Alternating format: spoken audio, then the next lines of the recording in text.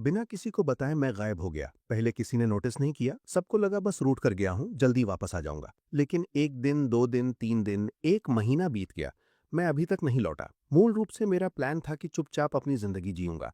लेकिन तभी स्कूल से एक टीचर का कॉल आया। चू फैमिली को अचानक एहसास हुआ कि मैं बहुत दिनों से घर नहीं आया। पिताजी चू गुओ होंग ने गुस्से से कहा, मैंने बस केक नहीं खरीदा, इतनी सी बात पर घर छोड़ देता है। क्या खुद केक नहीं खरीद सकता? क्या इन सालों में अलाउंस में कमी रखी है? माँ लियू रू ने आह भरी। ये बच्चा सच में बहुत नासमझ है। घर से पैसे लेता है लेकिन खर्च करना नहीं जानता। फिर लियू रू ने चू गुओ होंग से पूछा, तुम उसे हर महीने कितना अलाउंस देते हो? मैं भी उससे पूछना चाहती थी कि खुद केक क्यों नहीं खरीद लेता। चू गुओ होंग थोड़ा कंफ्यूज हुए। वो इतना नासमझ है, मैं उसे अलाउंस कैसे देता? वैसे भी तुम जो देती हो वो काफी होना चाहिए। लियू रू सन्न हो गई। मैं भी नहीं देती थी। बात पूरी होते ही दोनों ने एक दूसरे को देखा। एक साथ पूछा, हम दोनों में से किसी ने भी अलाउंस नहीं दिया? दोनों को यकीन नहीं आ रहा था। चू फई को वो हर महीने हजारों देते थे। तीनों बड़ी बहनें भी कभी कभी देती थीं। पैसों की कोई कमी नहीं थी, लेकिन लगता है मुझे कभी कुछ नहीं दिया। पिताजी चू गुओ होंग ने नैनी को बुलाया। पूछा, चू वेन का कमरा कहाँ है? नैनी थोड़ी हैरान हुई। इस पूरी फैमिली को अपने सगे बेटे का कमरा तक नहीं पता था, लेकिन चू फैमिली की नैनी थी। बेकार सवाल पूछना उसे नहीं आता था। उसने सम्मान से रास्ता दिखाया। साहिब, मैडम, तीनों यंग मिसेज, मेरे पीछे आइए। नैनी कमरों के बीच से घूमती घुमाती चली गई। आखिरकार एक कोने में एक छोटे से स्टोरेज रूम के सामने रुकी। साहिब, मैडम, तीनों यंग मिसेज, ये यंग मास्टर चू वेन का कमरा है। सबकी हैरान नजरों के बीच नैनी ने दरवाजा खोला। वो बेहद छोटा कमरा सामने आ गया। सब उस दयनीय छोटे कमरे को देखकर सन्न रह गए। दरवाजे पर 3 शब्द लिखे थे, स्टोरेज रूम। चू वेन, वो यहाँ क्यों है? लियू रू ने अविश्वास से कहा। चू गुओ होंग की भौएं गहरी हो गईं।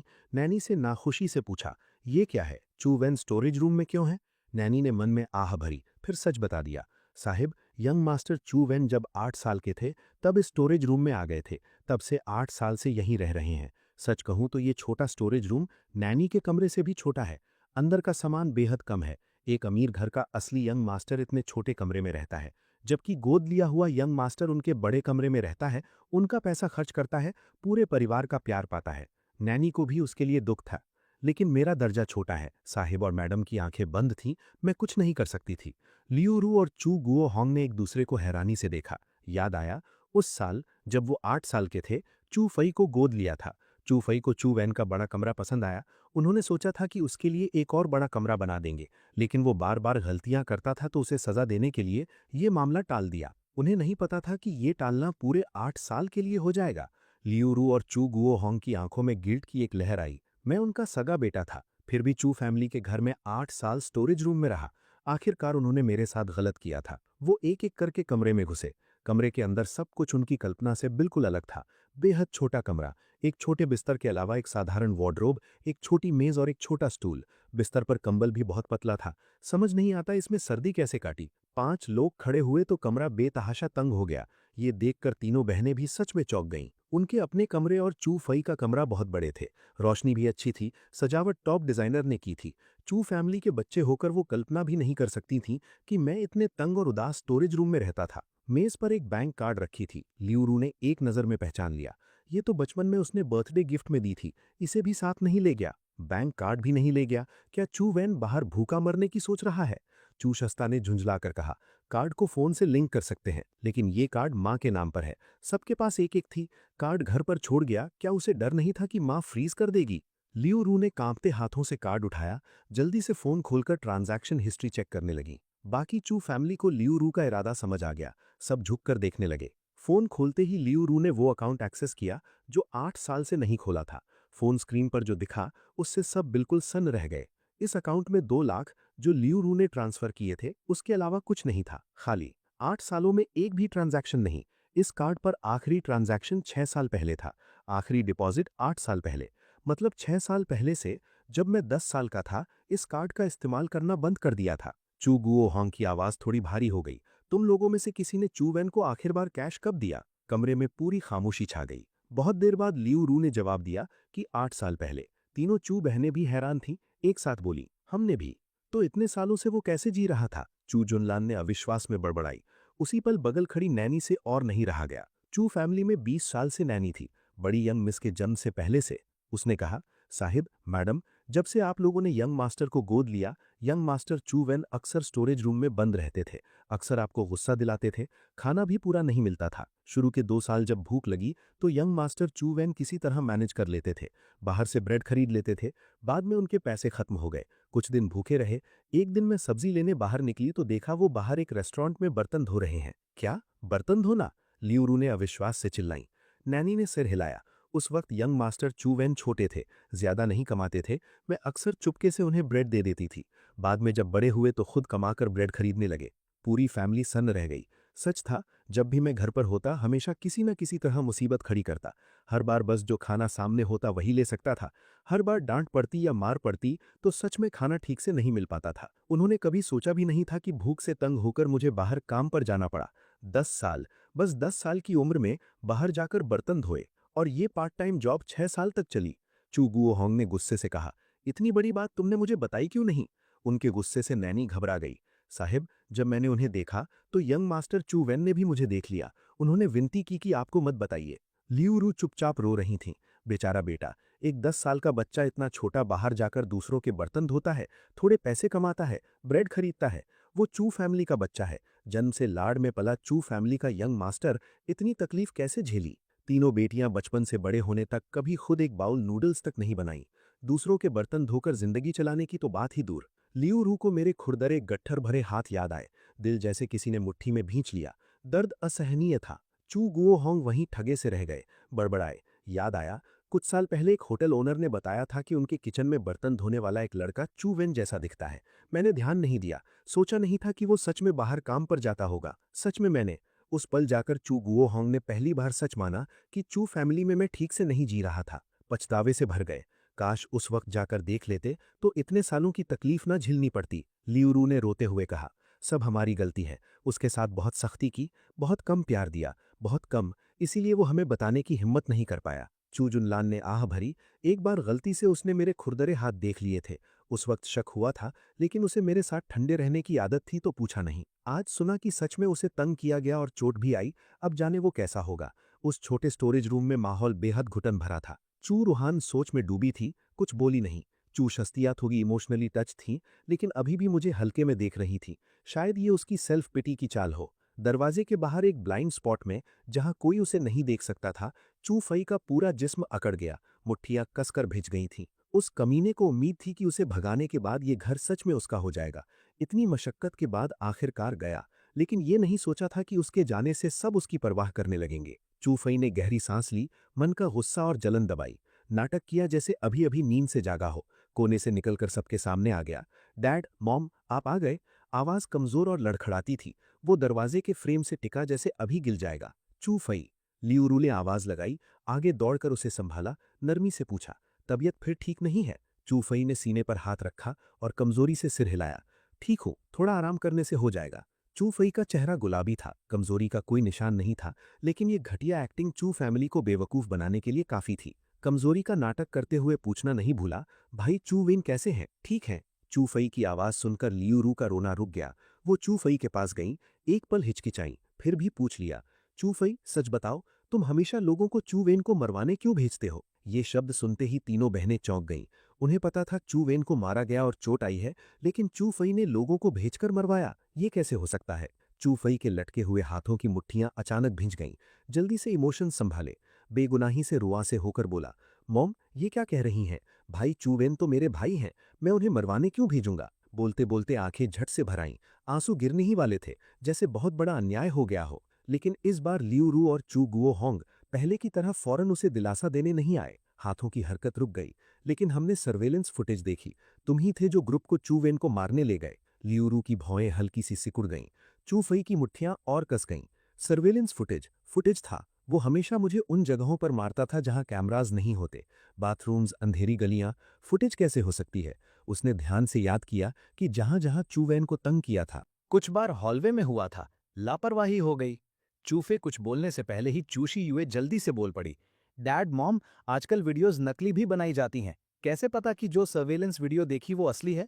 चू रोहाना चूशी युए से थोड़ी शांत थी। उसने भौहें चढ़ाकर पूछा, डैड, मॉम, ये फुटेज कहाँ देखी? कहीं चूवन ने कोई चाल तो नहीं चली?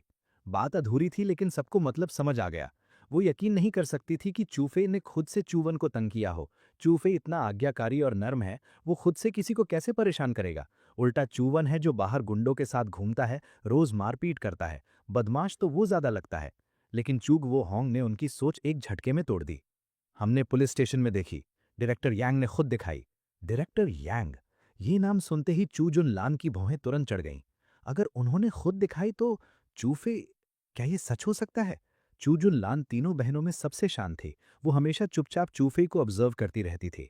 चूफे की असामान्यता हालांकि बहुत साफ नहीं थी, लेकिन चू जुन लान की नजर से बच नहीं पाई।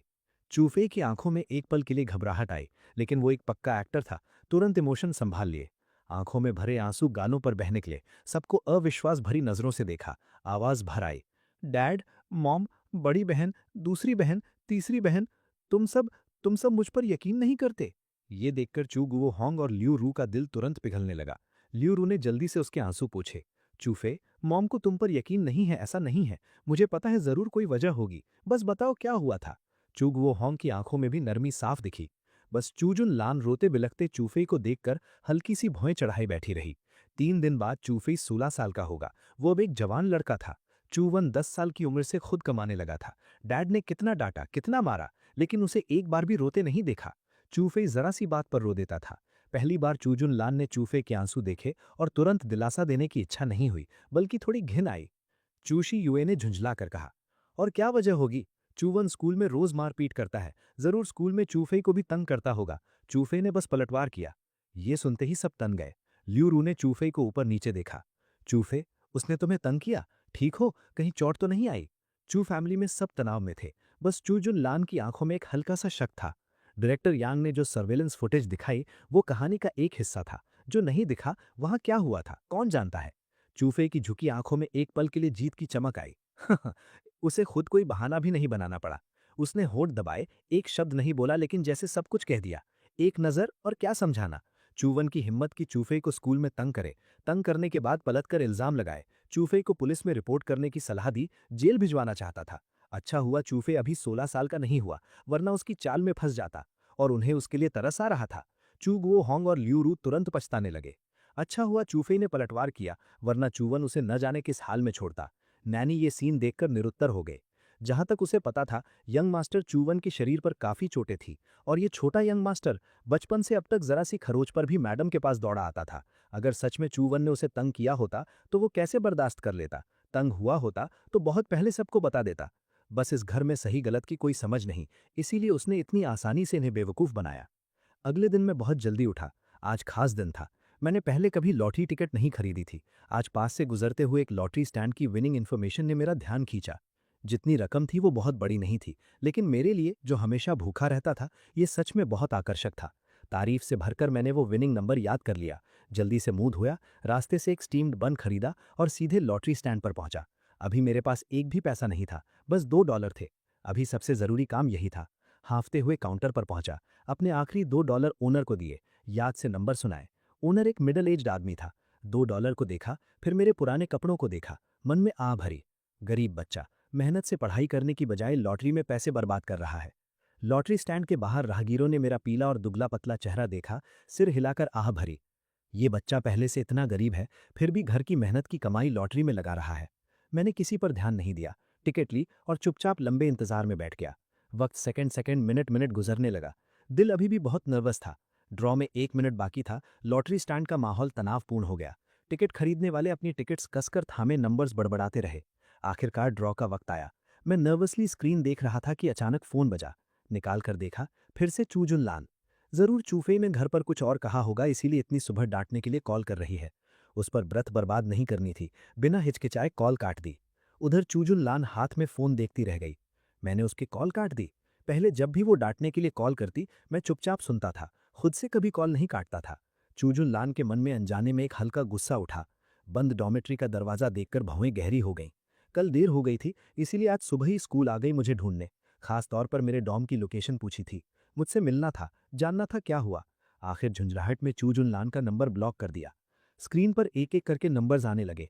कब से मेरी हथेलियां पसीने से भीगी थी पता नहीं। पहला नंबर मैच, दूसरा नंबर मैच, तीसरा भी मैच, ये भी मैच। आखिरकार सभी नंबर्स आ गए। मैंने राहत की सांस ली। लॉटरी शॉप में आहें और गालियां भर गईं, लेकिन मेरा मूड बहुत अच्छा था। रकम ज्यादा नहीं थी लेकिन काफी थी। खुशी से टिकट लेकर काउंटर पर वापस आया। ओनर, प्राइज रिडीम करवानी है। मेरे शब्द लॉटरी शॉप में बिजली की तरह गिरे। सब भीड़ गए। जीत गया, सच में जीत गया। और रकम भी कम नहीं, पूरे 10,000 युआन। एक 30 साल का मैला कुचैला सा आदमी आगे आया, मुझे ऊपर नीचे देखकर बोला, यंग मैन, तुम्हें पहले कभी नहीं देखा, पहली बार लॉटरी खरीदी? मैंने ज्यादा ध्यान नहीं दिया, बस हल्के से सिर हिलाया। मेरे हाँ सुनते ही उसके मुंह के कोने अनजाने में मुस्कुरा उठे। कुछ कदम पास आया। पहली बार में इतना बड़ा प्राइज, कोई राज है, बताओ? उसके शब्दों में साफ खतरा और मजाक था। लॉटरी शॉप वाले के पैसे गिनते हाथ रुक गए। पलटकर मुझसे पूछा, 10,000 युआन यहीं रिडीम कर सकता हूं, बैंक कार्ड है, ट्रांसफर कर देता हूं। मैंने उस आदमी पर ध्यान नहीं दिया, सिर हिलाकर सच बता दिया कि कार्ड नहीं है। तो किसी फैमिली मेंबर के कार्ड पर ट्रांसफर करूं? लॉटरी शॉप वाले ने उस आदमी को देखकर फिर पूछा। ये आदमी हमेशा से चोर था। पहले भी जब कोई प्राइज जीतता, अगर वो अकेला हो और कमजोर लगे, उसे लूट लेता था। जेल भी काट चुका था, सच्चा गुंडा था। सामने ये किशोर इतना पतला और कमजोर, 10,000 युआन कैश लेकर चलना बिल्कुल सेफ नहीं। मेरी शॉप से निकलने से पहले ही उस पर नजर लग गई है। मैंने उस आदमी को देखा, ओनर का नेक इरादा समझा, लेकिन फैमिली के कार्ड पर ट्रांसफर बिल्कुल नहीं होगी। कैश दे दो। मेरे शब्दों से ओनर बेचैन हो गया। ये स्टूडेंट एक नज़र में समझ आता है कि दुनियादारी नहीं जानता, पहले से निशाना लग चुका है और जरा भी नर्वस नहीं। पैसे लुटें तो छोटी बात है, बस इंसान की सलामती की फिक्र है। ओनर के पास कोई चारा नहीं था। 10,000 युआन गिनकर मुझे दिए, कंधे थपथपाते हुए गंभीरता से बोला, यंग मैन, जल्दी घर जाओ। मेरे निकलने के थोड़ी देर बाद ही वो आदमी भी पीछे चल दिया। लॉटरी शॉप वाले ने जल्दी से आवाज दी, ठहरो। ओनर ने एक पल सोचा और कहा, वो बस एक बच्चा है। तो क्या हुआ, बच्चा है तो मुझे क्या फर्क? आदमी ने एक वाक्य थूका और बिना पलटे चला गया। पैसे मिलते ही सीधे बैंक की तरफ चला। 16 साल का हो गया हूं, खुद बैंक कार्ड बनवा सकता हूं। एक सुनसान गली तक पहुंचा था कि लॉटरी शॉप का वो गुंडा ली अचानक सामने आ गया। हाथ में एक डंडा था। शैतानी मुस्कान के साथ धीरे धीरे पास आया। बच्चे, क्या इत्तेफाक, यहां मिल गए, क्या चाहते हो? मैंने भौएं चढ़ाई। चुपचाप पैसे दे दो तो मारूंगा नहीं। क्या? मैंने सतर्कता से उसे देखा और तुरंत समझ गया, ये लूटना चाहता है। जेल जाने का डर नहीं। मैंने चारों तरफ नजर दौड़ाई, कोई हथियार ढूंढने की कोशिश की। पता नहीं ये गुंडा कितना ताकतवर है। मुझे कोई मार्शल आर्ट्स नहीं आती। इसके हाथ में डंडा है, सावधानी जरूरी है। गुंडे ने हिकारत से कहा, जेल पहले भी जा चुका हूं तो क्या? मैं अचानक चालाकी से मुस्कुराया। मेरे हाथ में अचानक एक डंडा आ गया। पैरों की उंगलियों पर जोर देकर अचानक गुंडे की तरफ दौड़ा। गुंडे को उम्मीद नहीं थी कि मैं खुद आगे बढ़ूंगा। वो सकते में था, तभी मेरे डंडे की जोरदार चोट पड़ी। गुंडा दर्द से चीखा और जल्दी से संभला। अपना डंडा थामकर पलटवार करने लगा। शायद सालों सड़क पर रहने की वजह से असली लड़ाई में तराशा हुआ था। मैंने चू फैमिली के लिए ट्रेनिंग की थी, लेकिन ये 16 साल का जिस्म बहुत कुपोषित था। स्टैमिना गुंडे से बहुत कम थी। थोड़ी देर के लिए दोनों बराबर थे। मन में बेचैनी आई। इसके साथ लंबे समय तक खींचने जितना स्टैमिना नहीं है, जल्दी जीतना होगा। लड़ते लड़ते अचानक दीवार के पास एक पतली इलेक्ट्रिक वायर दिखी। दिल कड़ा किया। सही मौका देखकर बाएं पांव से वायर पर कदम रखा। दाहिने हाथ से एक झटके से खींचा। वायर मेरी खिंचाई से टूट गई। बिना एक पल सोचे टूटे सिरे को सीधे गुंडे के ऊपर दबाया। साथ ही खुद तेजी से पीछे हट गया। गुंडे से दूरी बनाई। गुंडे के हाथ में डंडा अभी भी ऊंचा उठा था, मेरे सिर पर मारने वाला था। अचानक उसके जिस्म में बिजली का करंट दौड़ा। गुंडे को बस इतना महसूस हुआ कि जिस्म सुन्न हो गया। गाली देने से पहले ही आंखें पथरा गईं। जिस्म धड़ाम से गिर पड़ा। मैंने तुरंत वायर हटाकर एक तरफ फेंक दिया। धड़ाम से जमीन पर बैठ के हाँफने लगा। इस बार गुंडे को सच में बुरा झटका लगा था। अगर वायर का वोल्टेज कम ना होता और झटका इतने कम वक्त के लिए ना होता तो इसकी जान भी जा सकती थी। सांस सामान्य होते ही तुरंत पुलिस को कॉल किया। जेब टटोली, पैसे अभी भी वहीं थे। संयोग से इस बार लीड ऑफिसर वही थे जो पहले भी आए थे। ऑफिसर ने कार से उतरकर मुझे दीवार से टिके देखा। भौहें चढ़ाई। फिर तुम? मैंने कमजोर मुस्कान दी।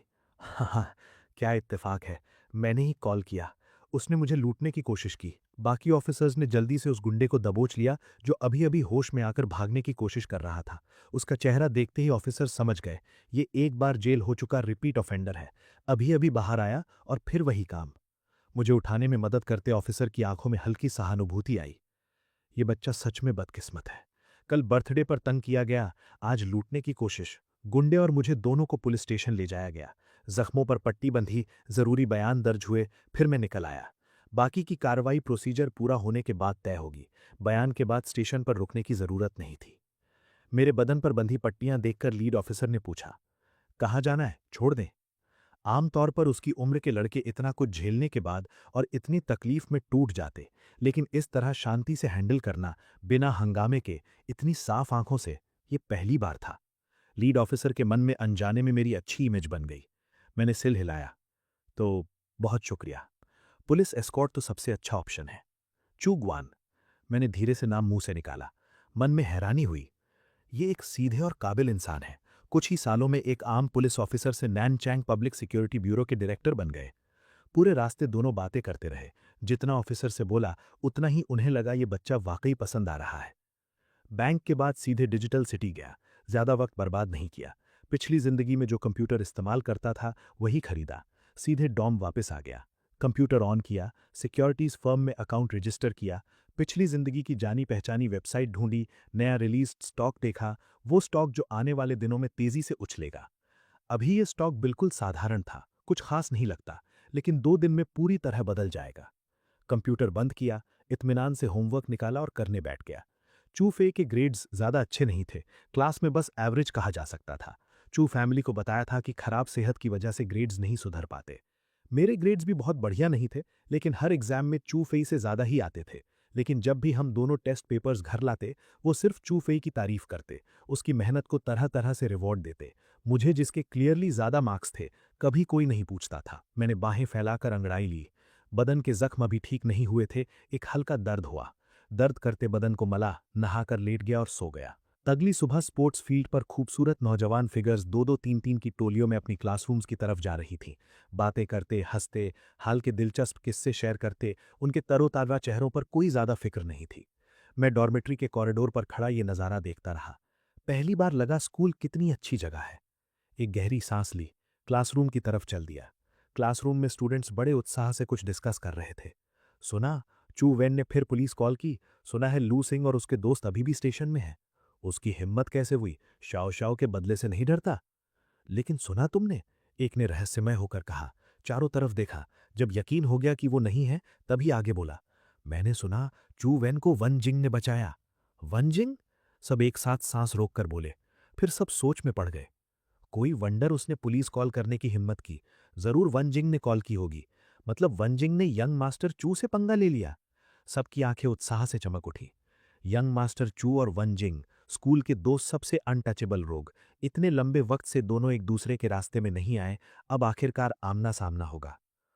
अभी जल्दी है, पीछे से वनजिंग की नरम आवाज आई। मैं पलटा, अनजाने में मुस्कान आ गई। हे, मुझे ग्रीट करके वो सीधे अपनी क्लासरूम की तरफ निकल गई। वंजिंग और मैं एक ही ग्रेड में थे, बस अलग अलग क्लासेस में। शोरगुल भरा क्लासरूम मेरे आते ही अचानक शांत हो गया। वंजिंग ने अभी हॉल में मुझे ग्रीट किया, ये काफी लोगों ने देखा था।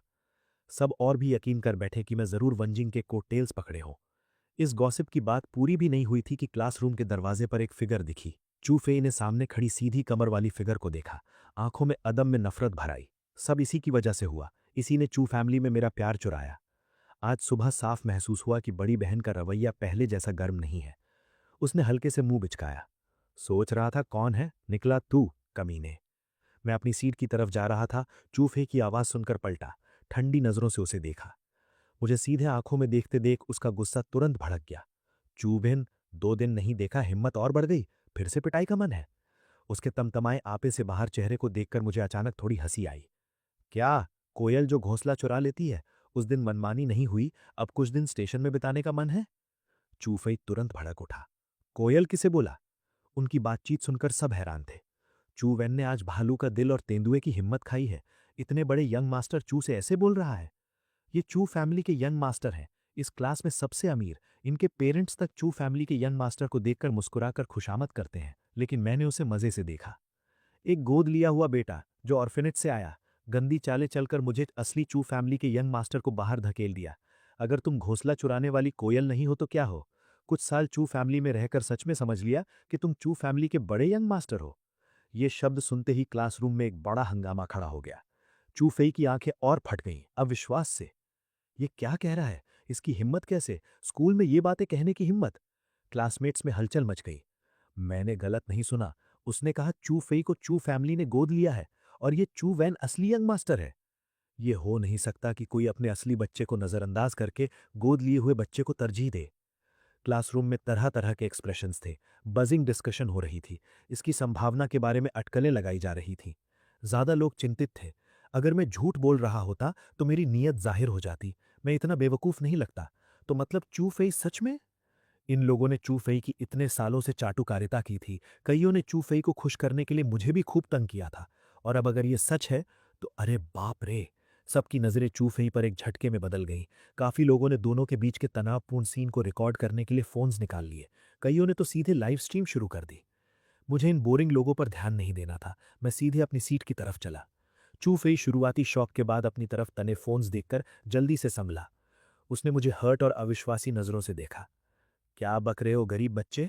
चू फैमिली के यंग मास्टर का नाम लेकर खुद को उनका बेटा बनाना चाहते हो? इस तरह अमीर नहीं बनोगे। ये कहते ही पब्लिक ओपिनियन और गालियों की आंधी तुरंत मेरी तरफ मुड़ गई। हा हा, लगता है अमीर बनने की धुन में पागल हो गया। यंग मास्टर चू को फंसाने की कोशिश। बहुत जल्दी इंटरनेट पर एक न्यूज़ स्टोरी वायरल हो गई। एक घमंडी स्टूडेंट चू फैमिली के यंग मास्टर को बदनाम करके पैसे ऐंठना चाहता है, साथ में हम दोनों की तस्वीर। नेटिजन्स तुरंत नहीं समझ पाए कि सच कौन बोल रहा है। मुझे इतना गुस्सा आया कि हंसी आ गई। ये चूफई मुझे तंग करते करते इतना अभ्यस्त हो गया है, सोचता है मैं अभी भी वैसा ही हूं। बदनाम कर दो, मैं चू फैमिली को नाराज करने के डर से पलटवार नहीं करूंगा। तो क्यों ना पुलिस बुलाएं? पुलिस इन्वेस्टिगेट करेगी, पता चल जाएगा किस साल किस दिन तुम्हें ऑर्फेनेज से चू फैमिली ने गोद लिया था। चूफई का चेहरा पीला पड़ गया। मुट्ठियां इतनी कसकर भिज गईं कि नकल सफेद हो गईं। अचानक उसकी आंखों में एक चमक आई, जैसे कुछ भयानक सोचा हो। चूवेन, तो तुमने अपनी वैनिटी के लिए पुलिस को भी ब्राइब कर लिया? कितनी घटिया बात है। ये सुनते ही फिर हंगामा। यकीन नहीं होता चूवेन ऐसा करेगा। सबकी बातें सुनकर चूफेई के होठों पर विजयी मुस्कान आ गई। उसने सिर्फ इतना कहा, मैंने पुलिस को ब्राइब किया। ये स्पेसिफाई नहीं किया कि किस चीज के लिए। इन बेवकूफ क्लासमेट्स ने खुद बाकी बना लिया। ये कहकर वो चू फैमिली को ये सोचने पर मजबूर कर सकता था कि उस दिन जो सर्वेलेंस वीडियोस देखीं, शायद उस ऑफिसर ने उन्हें टैंपर किया जिसे मैंने ब्राइब किया। चू फैमिली हमेशा से बहुत ज्यादा सोचती है। चू फेई इसमें माहिर था। खुशी में वो एक खूबसूरत फिगर को नहीं देख पाया जो क्लासरूम के दरवाजे पर खड़ी थी। चू जुनलान ने कल पूरी सुबह डॉर्मेट्री के बाहर इंतजार किया था। मेरा कोई पता नहीं था, फोन अनरीचेबल था। आज जानबूझकर क्लासरूम आई, सच जानना था। जानना था कि क्या चू फेई ने सच में मुझे मारा और पेरेंट्स ने जो सर्वेलेंस वीडियोस देखी वो सच थी या नहीं। क्लासरूम में घुसने से पहले अंदर से बहस की आवाजें आईं। इस बार वो चू फेई की मदद के लिए नहीं दौड़ी, बाहर चुपचाप खड़ी रही, उनकी बातचीत सुनती रही। चू जुनलान ने सब कुछ सुन लिया। अविश्वास से आंखें फट गईं। चू फेई ये क्या कह रहा था? स्कूल में खुद से चू वैन की चू फैमिली के यंग मास्टर की पहचान नकार रहा था। हालांकि पेरेंट्स ने पब्लिक में अनाउंस किया था कि चू फेई उनका सगा बेटा है, लेकिन कभी नहीं कहा कि चू वैन उनका बेटा नहीं है। उस वक्त पेरेंट्स ने चू वैन से कहा था कि स्कूल में यह मत बताओ कि तुम चू फैमिली के बेटे हो, चू फेई की रक्षा के लिए। लेकिन ये चू फेई खुद से बाहरी लोगों के सामने चू वैन की चू फैमिली के यंग मास्टर होने की सच्चाई नकार क्यों रहा है? किसने उसे ये हिम्मत दी? चू जुनलान से और बर्दाश्त नहीं हुआ, वो सीधे क्लासरूम में आ गई। उसके आते ही शोरगुल भरा क्लासरूम पल भर में शांत हो गया। चू फेई को देखते ही दिल एक झटके से कसा। उसने जो अभी कहा वो उसने तो नहीं सुना ना? शायद नहीं। अगर उसने चू वैन के साथ मेरी बहस सुनी होती तो तुरंत दौड़कर मेरी तरफदारी में आ जाती, चू फेई ने मन में सोचा। दिल जो गले तक आ गया था वापस नीचे बैठा। चू जुनलान कुछ बोले उससे पहले चू फेई जल्दी से उसके सामने आ गया, खुशी से चिल्लाया, बड़ी बहन आप यहाँ कैसे? उन्हें उम्मीद नहीं थी कि चू फेई के लिए वो खुद स्कूल आएंगी। सबकी हैरान और मंत्रमुग्ध नजरें देखकर चू फेई और भी मगरूर हो गया। जानबूझकर चू जुनलान के और पास आया, प्यार से बोला, बड़ी बहन आप इतनी व्यस्त हैं, मुझसे मिलने का वक्त कहाँ से निकाला? ये कहकर चू फेई ने हिम्मत दिखाते हुए बोला, चिंता मत करो बड़ी बहन, मेरी सेहत अब काफी बेहतर है, मैं ठीक हूं। बड़ी बहन को मेरी फिक्र नहीं करनी। उसके जाने पहचाने घुले मिले अंदाज को देखकर सबने तारीफ भरी नजरें डाली। साथ ही सबने मुझे ऐसे देखा जैसे कोई मजेदार शो देख रहे हों। इसने चू फैमिली के यंग मास्टर को फ्रेम किए की हिम्मत की। अब देखो, चू फैमिली की बड़ी यंग मिस खुद आ गई है। अब मुंह की खाएगा। सब मजे लेने वाले एक्सप्रेशन में थे। कुछ ने तो अपनी लाइव स्ट्रीम कैमरा सीधे हम दोनों पर कर दी। मुझे इन बोरिंग लोगों पर ध्यान देना नहीं था। मैं सीधे अपनी सीट पर चला गया, होमवर्क निकाला और उसमें ध्यान लगा लिया। 2 साल बहुत लंबे हैं। जितनी जल्दी ग्रेजुएट हो जाऊं उतनी जल्दी चू फैमिली से निकलूं। इन लोगों के चेहरे एक पल भी नहीं देखने। चू जूनलान ने भुएं चढ़ाई। चू फेई को एक ठंडी नजर दी, पहले जैसी नहीं जो तुरंत चिंता से चू फेई का हाल पूछती। बिना किसी को पता चले एक कदम पीछे हट गई। चू फेई सबकी खुशामद में डूबा था। उसे चू जूनलान का ये असामान्य रवैया दिखा नहीं। वो एक घमंडी मोर की तरह सबकी तारीफें लेता रहा। कभी कभी विनम्रता का नाटक करते हुए कुछ मॉडेस्ट बातें कह देता। चू जूनलान के वाने की वजह से सबने मेरी बातें एक झटके में भुला दी। दोनों के इर्द गिर्द भीड़ लग गई। हर कोई चू जूनलान की नज़र में आने का मौका ढूंढ रहा था। ये एक दुर्लभ मौका था। अगर चू फैमिली की बड़ी यंग मिस की नज़र में आ जाएं तो घर पर और दोस्तों में रुतबा बढ़ जाएगा। फिर उन्हें भी अपने परिवारों में ज़्यादा अहमियत मिलेगी, फैमिली के रिसोर्सेज ज़्यादा मिलेंगे। बहुत से अकेले बच्चे नहीं थे, भाई बहनों में कंपटीशन था। जो खानदान को ज्यादा फायदा दे उसका घर में दर्जा ऊंचा। चू फेई ने चू जून लान की आंखों में बेचैनी साफ दिखी।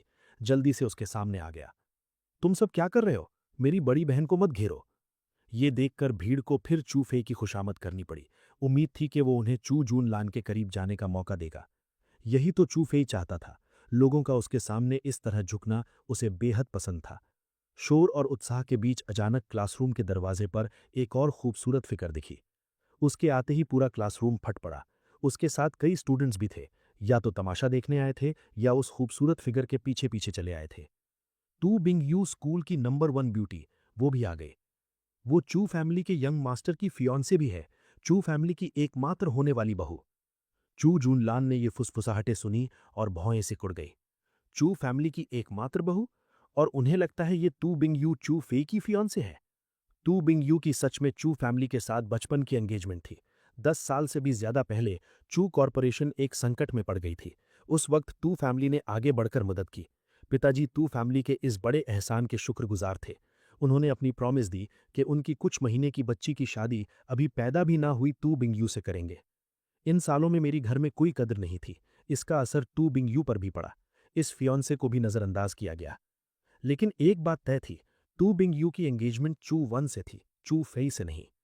चू फेई ने सबके हैरान चेहरे देखे और पलटकर डोर पर खड़ी टू बिंग यू को देखा। वो एक हरे कमल की तरह खड़ी थी। उसके चेहरे पर तुरंत चमकीली मुस्कान आ गई। तुम यहां कैसे?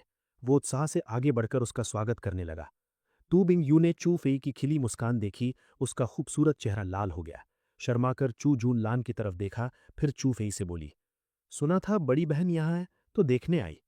चू फेई भीड़ से गुजरकर टू बिंग यू का छोटा हाथ थाम लिया और नरमी से बोला, बिंग यू, आओ बड़ी बहन से मिलवाता हूं। उनके कसे हुए हाथ देखकर चू जून लान की भौएं और कस गईं। ये क्या है? टू बिंग यू साफ चू वन की फियांसे है। चू वन यहां मौजूद है, फिर भी ये दोनों इस तरह इंटीमेसी दिखा रहे हैं। चू जून लान ने मेरी तरफ देखा। मैं अभी भी झुका हुआ अपने काम में ध्यान लगाए बैठा था। मेरी नजरों में बस मेज पर रखा पेपर था, जैसे बाहर के सारे झगड़ों से मेरा कोई लेना देना नहीं। इतने सालों से भाई बहन, इतने सालों बाद पहली बार चू जून लान ने मुझे इतनी गौर से देखा। इतना बड़ा हो गया, बस गाल बहुत पतले हैं। सच में चू फैमिली में बहुत तकलीफें झेली हैं। चू फेई टू बिंग यू को लेकर चू जून लान के सामने आया। मुस्कुराते हुए बोला, बड़ी बहन, ये मेरी गर्लफ्रेंड टू बिंग यू है। गर्लफ्रेंड? चू जून लान की भौएं चढ़ गईं। टू बिंग यू को देखकर पूछा, मिस टू, आप चू फेई की गर्लफ्रेंड हैं? टू बिंग यू ने शर्मा का सिर हिलाया। आवाज अनोखी नरम थी। बड़ी बहन, मेरा नाम टू बिंग यू है। मैं चू फैमिली के यंग मास्टर की फियांसे हूं। जब हम छोटे थे तो मेरे पिताजी और आपके पिताजी ने हमारी एंगेजमेंट तय की थी, याद है ना? चू जून लान की भौएं और गहरी हो गई। अगर उसे पहले से पता था कि चू फैमिली की यंग मास्टर से उसकी बचपन की एंगेजमेंट है, तो उसे पता होना चाहिए कि वो एक्चुअली किस यंग मास्टर से एंगेज्ड है। चू फी ने चू जून लान को गंभीरता से देखा। बड़ी बहन, मुझे बिंग से प्यार है। ग्रेजुएशन के बाद मैं उससे शादी करूंगा। चू फी का ये पक्का प्रॉमिस सुनकर टू बिंग यू का चेहरा और लाल हो गया।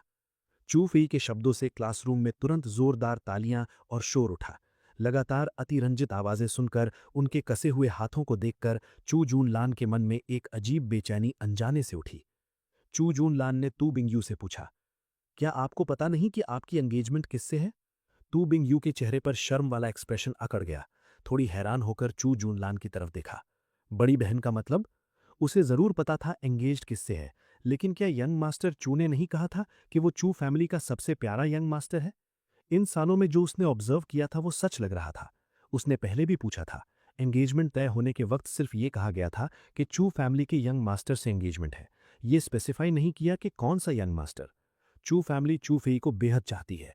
जब तक वो उसे पसंद करे, चू फैमिली एंगेजमेंट जरूर चू फेई के नाम कर देगी। चू फेई के अचानक सवाल से चू फेई भी हिचका।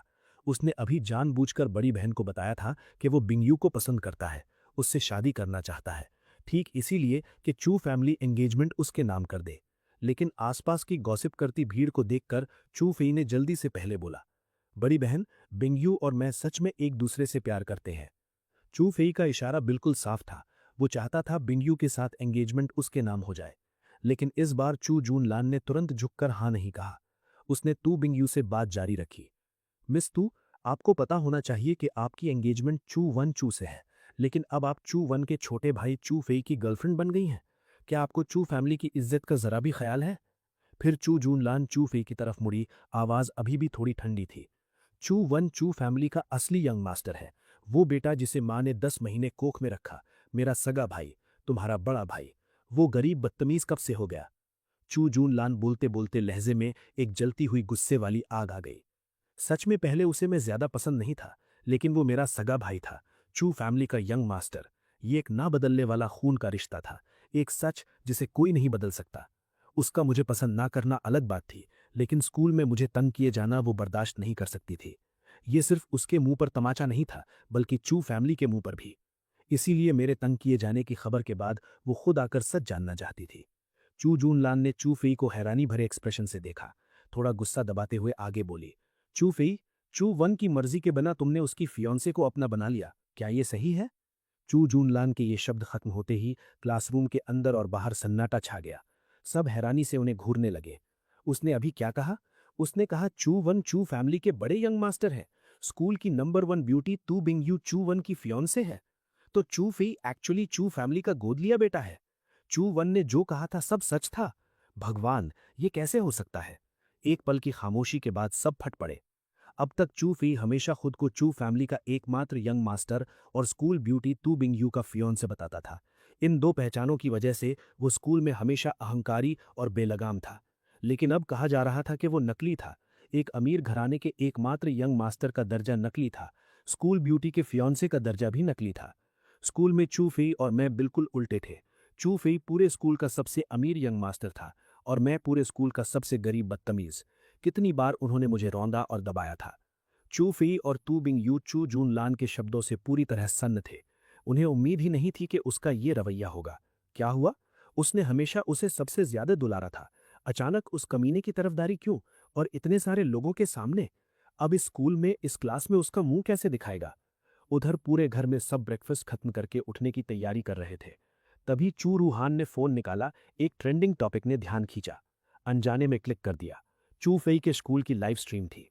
स्क्रीन पर चू फई पर गालियों की बाढ़ देखकर चू रूहान की आंखें फट गईं। अनजाने में चिल्ला पड़ी। ये क्या हो रहा है? क्या हुआ? चू शी युए चू रूहान के पास झुककर उसकी फोन स्क्रीन देखने लगी। जो दिखा उससे चू शी युए के मुंह से एक हैरानी की आह निकली। चू गुओ आन में भौएं चढ़ाई। कोई बेकार न्यूज होगी। चू रूहान ने जल्दी से फोन स्क्रीन चू गुओ आन और लियू रू की तरफ कर दी। लाइव स्ट्रीम की तस्वीर उनकी आंखों के सामने आ गई, साथ में गालियों की बाढ़। ये क्या है? ये क्या कर रहे हैं? चू गुआन का गुस्सा भड़क उठा। चू फई के साथ ऐसा क्यों कर रहे हैं? चू फई ने इनका क्या बिगाड़ा है? लियू रू की आंखें तुरंत लाल हो गई, पता नहीं गुस्से से या चू फई के लिए शिकायत से। चू शी युए ने तुरंत अपना फोन निकाला, लाइव स्ट्रीम ज्वाइन की, उंगलियां तेजी से चली और तुरंत पलटवार शुरू किया। तुम सब और कोई काम नहीं है, उसे क्यों निशाना बना रहे हो? तुम्हारी नजर में चू फैमिली को छेड़ना आसान है? चू शी युए के शब्द स्क्रीन पर आते ही नेटिजन्स की तीखी रिएक्शन आ गई। ऊपर वाले अभी ज्वाइन हुए हैं ना? अगर नहीं पता क्या हुआ तो पहले रिप्ले देखने की सलाह है। Thank you. ये दो शब्द स्कम देखते ही चूशी युए का गुस्सा भड़क उठा। किसे स्कम कह रहे हो? वो इतना अच्छा और जेंटल लड़का है। तुम्हारे दिल में उसके साथ ऐसा करते हुए दर्द नहीं होता? डर नहीं लगता कि बिजली गिरेगी? चूशी युए की उंगलियां रुकी नहीं, लगभग ब्लर में चल रही थीं। पता है किसका बचाव कर रही हो? वो पूरा झूठा है। तुम्हारे जैसे इडियट्स ही उनकी ईविल बातों पर यकीन करते हैं। चूशी युए साफ कंपोजर खो चुकी थी, बेतुकी बातें भी करने लगी। उस वक्त चू जुनलान चू वन के पास नहीं थी। चू शी युए को चू जुनलान दिखी नहीं। उसे बस लगा कि मैं स्कूल में चू फी को बुली कर रहा हूं। उसकी ब्रेनलेस डिफेंस देखकर लाइव स्ट्रीम में सभी तुरंत फट पड़े। चू फैमिली के दूसरे मेंबर्स ने भी ये वर्ड्स देखकर माथे पर बल डाले। बाहर वालों के सामने फैमिली मेंबर को इस तरह नीचा दिखाना, ये तो चू फैमिली की नाक काटना है। चू फैमिली के मेंबर्स ने तुरंत डांटा नहीं, लेकिन लाइव स्ट्रीम में लोग इतनी आसानी से नहीं छोड़ने वाले थे। चू फी को डिस्क्राइब करने के लिए पूरा झूठा से ज्यादा सटीक शब्द नहीं हो सकते। बिल्कुल सही, चू वन साफ चू फैमिली का यंग मास्टर है। फिर भी उसने कहा कि असली यंग मास्टर एक पुअर रेच है और जानबूझकर चू फैमिली के यंग मास्टर का इम्पर्सनेट करके पैसे ठगने की कोशिश की। अच्छा हुआ चू फैमिली की एल्डेस्ट यंग लेडी आ गई, वरना हम सब उससे बेवकूफ बन जाते। ये वर्ड्स देखकर चू फैमिली के मेंबर्स ने एक दूसरे को देखा। क्या हो रहा है, लोग क्या कह रहे हैं वो समझ नहीं आ रहा। चू फैमिली के असली यंग मास्टर की आइडेंटिटी को नकारने की बात क्या है? हमारा चूफी ऐसा क्यों करेगा? पहले उन्होंने बस चू वन को स्कूल में चू फैमिली के यंग मास्टर की आइडेंटिटी जाहिर ना करने को कहा था, ठीक चूफी को प्रोटेक्ट करने के लिए, ताकि वो इनसिक्योर ना फील करे। लेकिन पब्लिकली नकारना ये बिल्कुल अलग बात है। उन्हें आखिरकार लगा कि कुछ गड़बड़ है। चू रोहान ने जल्दी से लाइव स्ट्रीम फिर खोली। इस लाइव स्ट्रीम रूम में रियल टाइम रिकॉर्डिंग फंक्शन था। अच्छा था कि इस फंक्शन की वजह से रीप्ले देखी जा सकती थी। चू फैमिली के मेंबर्स ने सांस रोककर टेबल पर रखे फोन को ध्यान से देखा। उस छोटी स्क्रीन पर क्लासरूम में अभी अभी हुई हर सीन तुरंत सामने आ गई। जब उन्होंने देखा कि मैंने पब्लिकली कहा कि चूफी चू फैमिली का अडॉप्टेड सन है, तो चू फैमिली के सभी मेंबर्स बहुत गुस्से में आ गए। उन्होंने मुझे स्कूल में चू फैमिली के यंग मास्टर की बात ना करने को कहा था, ठीक चूफी को प्रोटेक्ट करने के लिए, ताकि वो इनसिक्योर ना फील करे। लेकिन चू वन क्या कर रहा था? उसने डायरेक्टली और पब्लिकली कहा कि चूफी चू फैमिली का अडॉप्टेड सन है। गुस्से में ही थे कि कुछ शॉकिंग हुआ। चूफी चूफी ने एक्चुअली कहा कि चू वन एक पुअर रेच है, पैसे ठगने की कोशिश कर रहा है और सिर्फ वैनिटी की वजह से चू फैमिली का यंग मास्टर होने का दावा कर रहा है। चू फैमिली के मेंबर्स ने एक दूसरे को देखा। चूफी का अभी का अपीयरेंस उस चूफी से बिल्कुल अलग था जिसे वो जानते थे। अगर उन्हें नहीं पता होता कि ये लाइव स्ट्रीम है, तो चू फैमिली सच में यकीन करने की हिम्मत नहीं करती। चू गुआ अन और लियू रू को अनायास पुलिस स्टेशन में देखी गई सर्वेलेंस वीडियो याद आ गई। क्या चूफी सच में स्कूल में चू वन को बुली कर रहा था? जुनलान फोन नहीं देख रही थी, उसे नहीं पता लाइव स्ट्रीम में क्या हुआ। मैं अभी भी होमवर्क कर रहा था, जुनलान को अपने पास आने देते हुए। ऊपर भी नहीं देखा। जुनलान ने गहरी सांस ली और जेंटली बोली, चूवन, आखिर हुआ क्या? कल सुबह मैं तुम्हारा इंतजार कर रही थी, तुम कहाँ चले गए थे? पहले उन्हें सिर्फ पता था कि चू फैमिली चूफी को बहुत डोट करती है, हद से ज्यादा। अभी अभी पता चला कि मैं चू फैमिली का असली यंग मास्टर हूं, लेकिन ये नहीं लगा कि चू फैमिली मुझे ज्यादा लव करती है। आखिरकार मेरी गरीबी हमेशा से सबको दिख रही थी। आमतौर पर खाना खाते वक्त एक भी डिश ऑर्डर करने की हिम्मत नहीं होती। चू फैमिली जैसी बड़ी वेल्दी फैमिली और घर के यंग मास्टर को ऐसे रहने देते हैं, इससे साफ है कि मुझे कितना कम लव मिलता है। लेकिन अभी चू फैमिली की एल्डेस्ट यंग लेडी इतनी बिजी है, इतनी आउटस्टैंडिंग, और कह रही हैं कि कल सुबह डॉर्मिटरी के सामने इंतजार कर रही थीं। क्या इसका मतलब है कि उनके दिल में चू वन बहुत इंपॉर्टेंट है? मुझे पता था वो क्या पूछ रही हैं, लेकिन उस पर ध्यान देने का कोई इरादा नहीं। मीनिंगलेस लोगों पर वक्त बर्बाद करना खुद की जिंदगी का अपमान है। जुनलान ने सरप्राइज से मुझे देखा। कल बार बार फोन काटा, आज ऐसे बिहेव कर रहा है जैसे उसे देख ही नहीं रहा। ध्यान देने का बिल्कुल इरादा नहीं। जुनलान को साफ लगा कि मैं बदल गया हूं, अलग हो गया हूं। उस सैटरडे के बाद से जब मैंने बर्थडे केक मांगी थी, तब से बदलना शुरू हुआ। जुनलान गुस्से में भी नहीं आई। उसने आगे कहा, चूवन, एक पल के लिए बाहर आओ, कहीं और बात करते हैं। फैमिली का मामला बाहर नहीं आना चाहिए। यहाँ बहुत नूजी लोग हैं और इतने फोन्स उनकी तरफ पॉइंटेड है। चूफी की अभी की हरकत चू फैमिली की नाक काटने के लिए काफी थी। देखा कि जुनलान हार मानने वाली नहीं है, तो मैंने आखिरकार पेन रख दिया और ऊपर देखा। मैंने चू जुनलान को स्लाइट फ्राउन के साथ देखा। चू फैमिली की एल्डेस्ट लेडी, मुझे यकीन है आपने सच इन्वेस्टिगेट कर लिया होगा। आपने मुझ पर यकीन नहीं किया, तो अब मुझसे क्यों पूछ रही हैं? अगर मैं बताऊं तो क्या आप मानेंगी? चूफी को अडॉप्ट करने के बाद से क्या उन्होंने कभी मेरी एक भी बात मानी थी? जुनलान स्टन रह गई। उसने एल्डेस्ट यंग लेडी ऑफ चू फैमिली कहा, बिग सिस्टर नहीं। क्यों? लेकिन सोचकर देखा, सच में ऐसा था कि पहले फैमिली में किसी ने भी उसकी बात नहीं मानी थी। मैंने इम्पेशेंटली कहा, क्लास जानी है, कोई और काम नहीं है तो प्लीज हमें और परेशान मत करो। जुनलान एम्बैरेस्ड हो गई। सबके सामने अपने अनफेवर्ड छोटे भाई के हाथों डिसमिस होना, फेस का नुकसान हुआ। ये इवेंट्स बहुत तेजी से हुए। टू बिंग यू पहले रिएक्ट करने वाली थी। उसने चूफी की स्लीव खींची। चूफी दोनों को देख रहा था। ये मौका देखकर वो जल्दी से कुछ कदम जुनलान के पास आ गया। उसने माथे पर बल डाले और मुझे रिप्रोच किया, भाई, बिग सिस्टर से ऐसे कैसे बात करते हो? बिग सिस्टर ने काइंडली तुम्हारी कंसर्न करने आई। बिग सिस्टर पसंद नहीं है तो ठीक है, लेकिन इतने लोगों के सामने उनकी फेस नहीं जाने दे सकते। मेरा माथा सिकुड़ गया। ये हिपोक्रिटिकल तरीका फिर आ गया, मॉरल किडनैपिंग। हालांकि जुनलान समेत चू फैमिली के सभी मुझे सच में नापसंद है, लेकिन उसका इस तरह ओपनली कहना साफ नेचर बदलता है। चूफी मन में हंसा। तो क्या हुआ अगर चू वन की आइडेंटिटी एक्सपोज हो गई? अपनी इंटेलिजेंस और विट से वो फिर भी उसे सबकी क्रिटिसिज्म का टारगेट बना सकता है।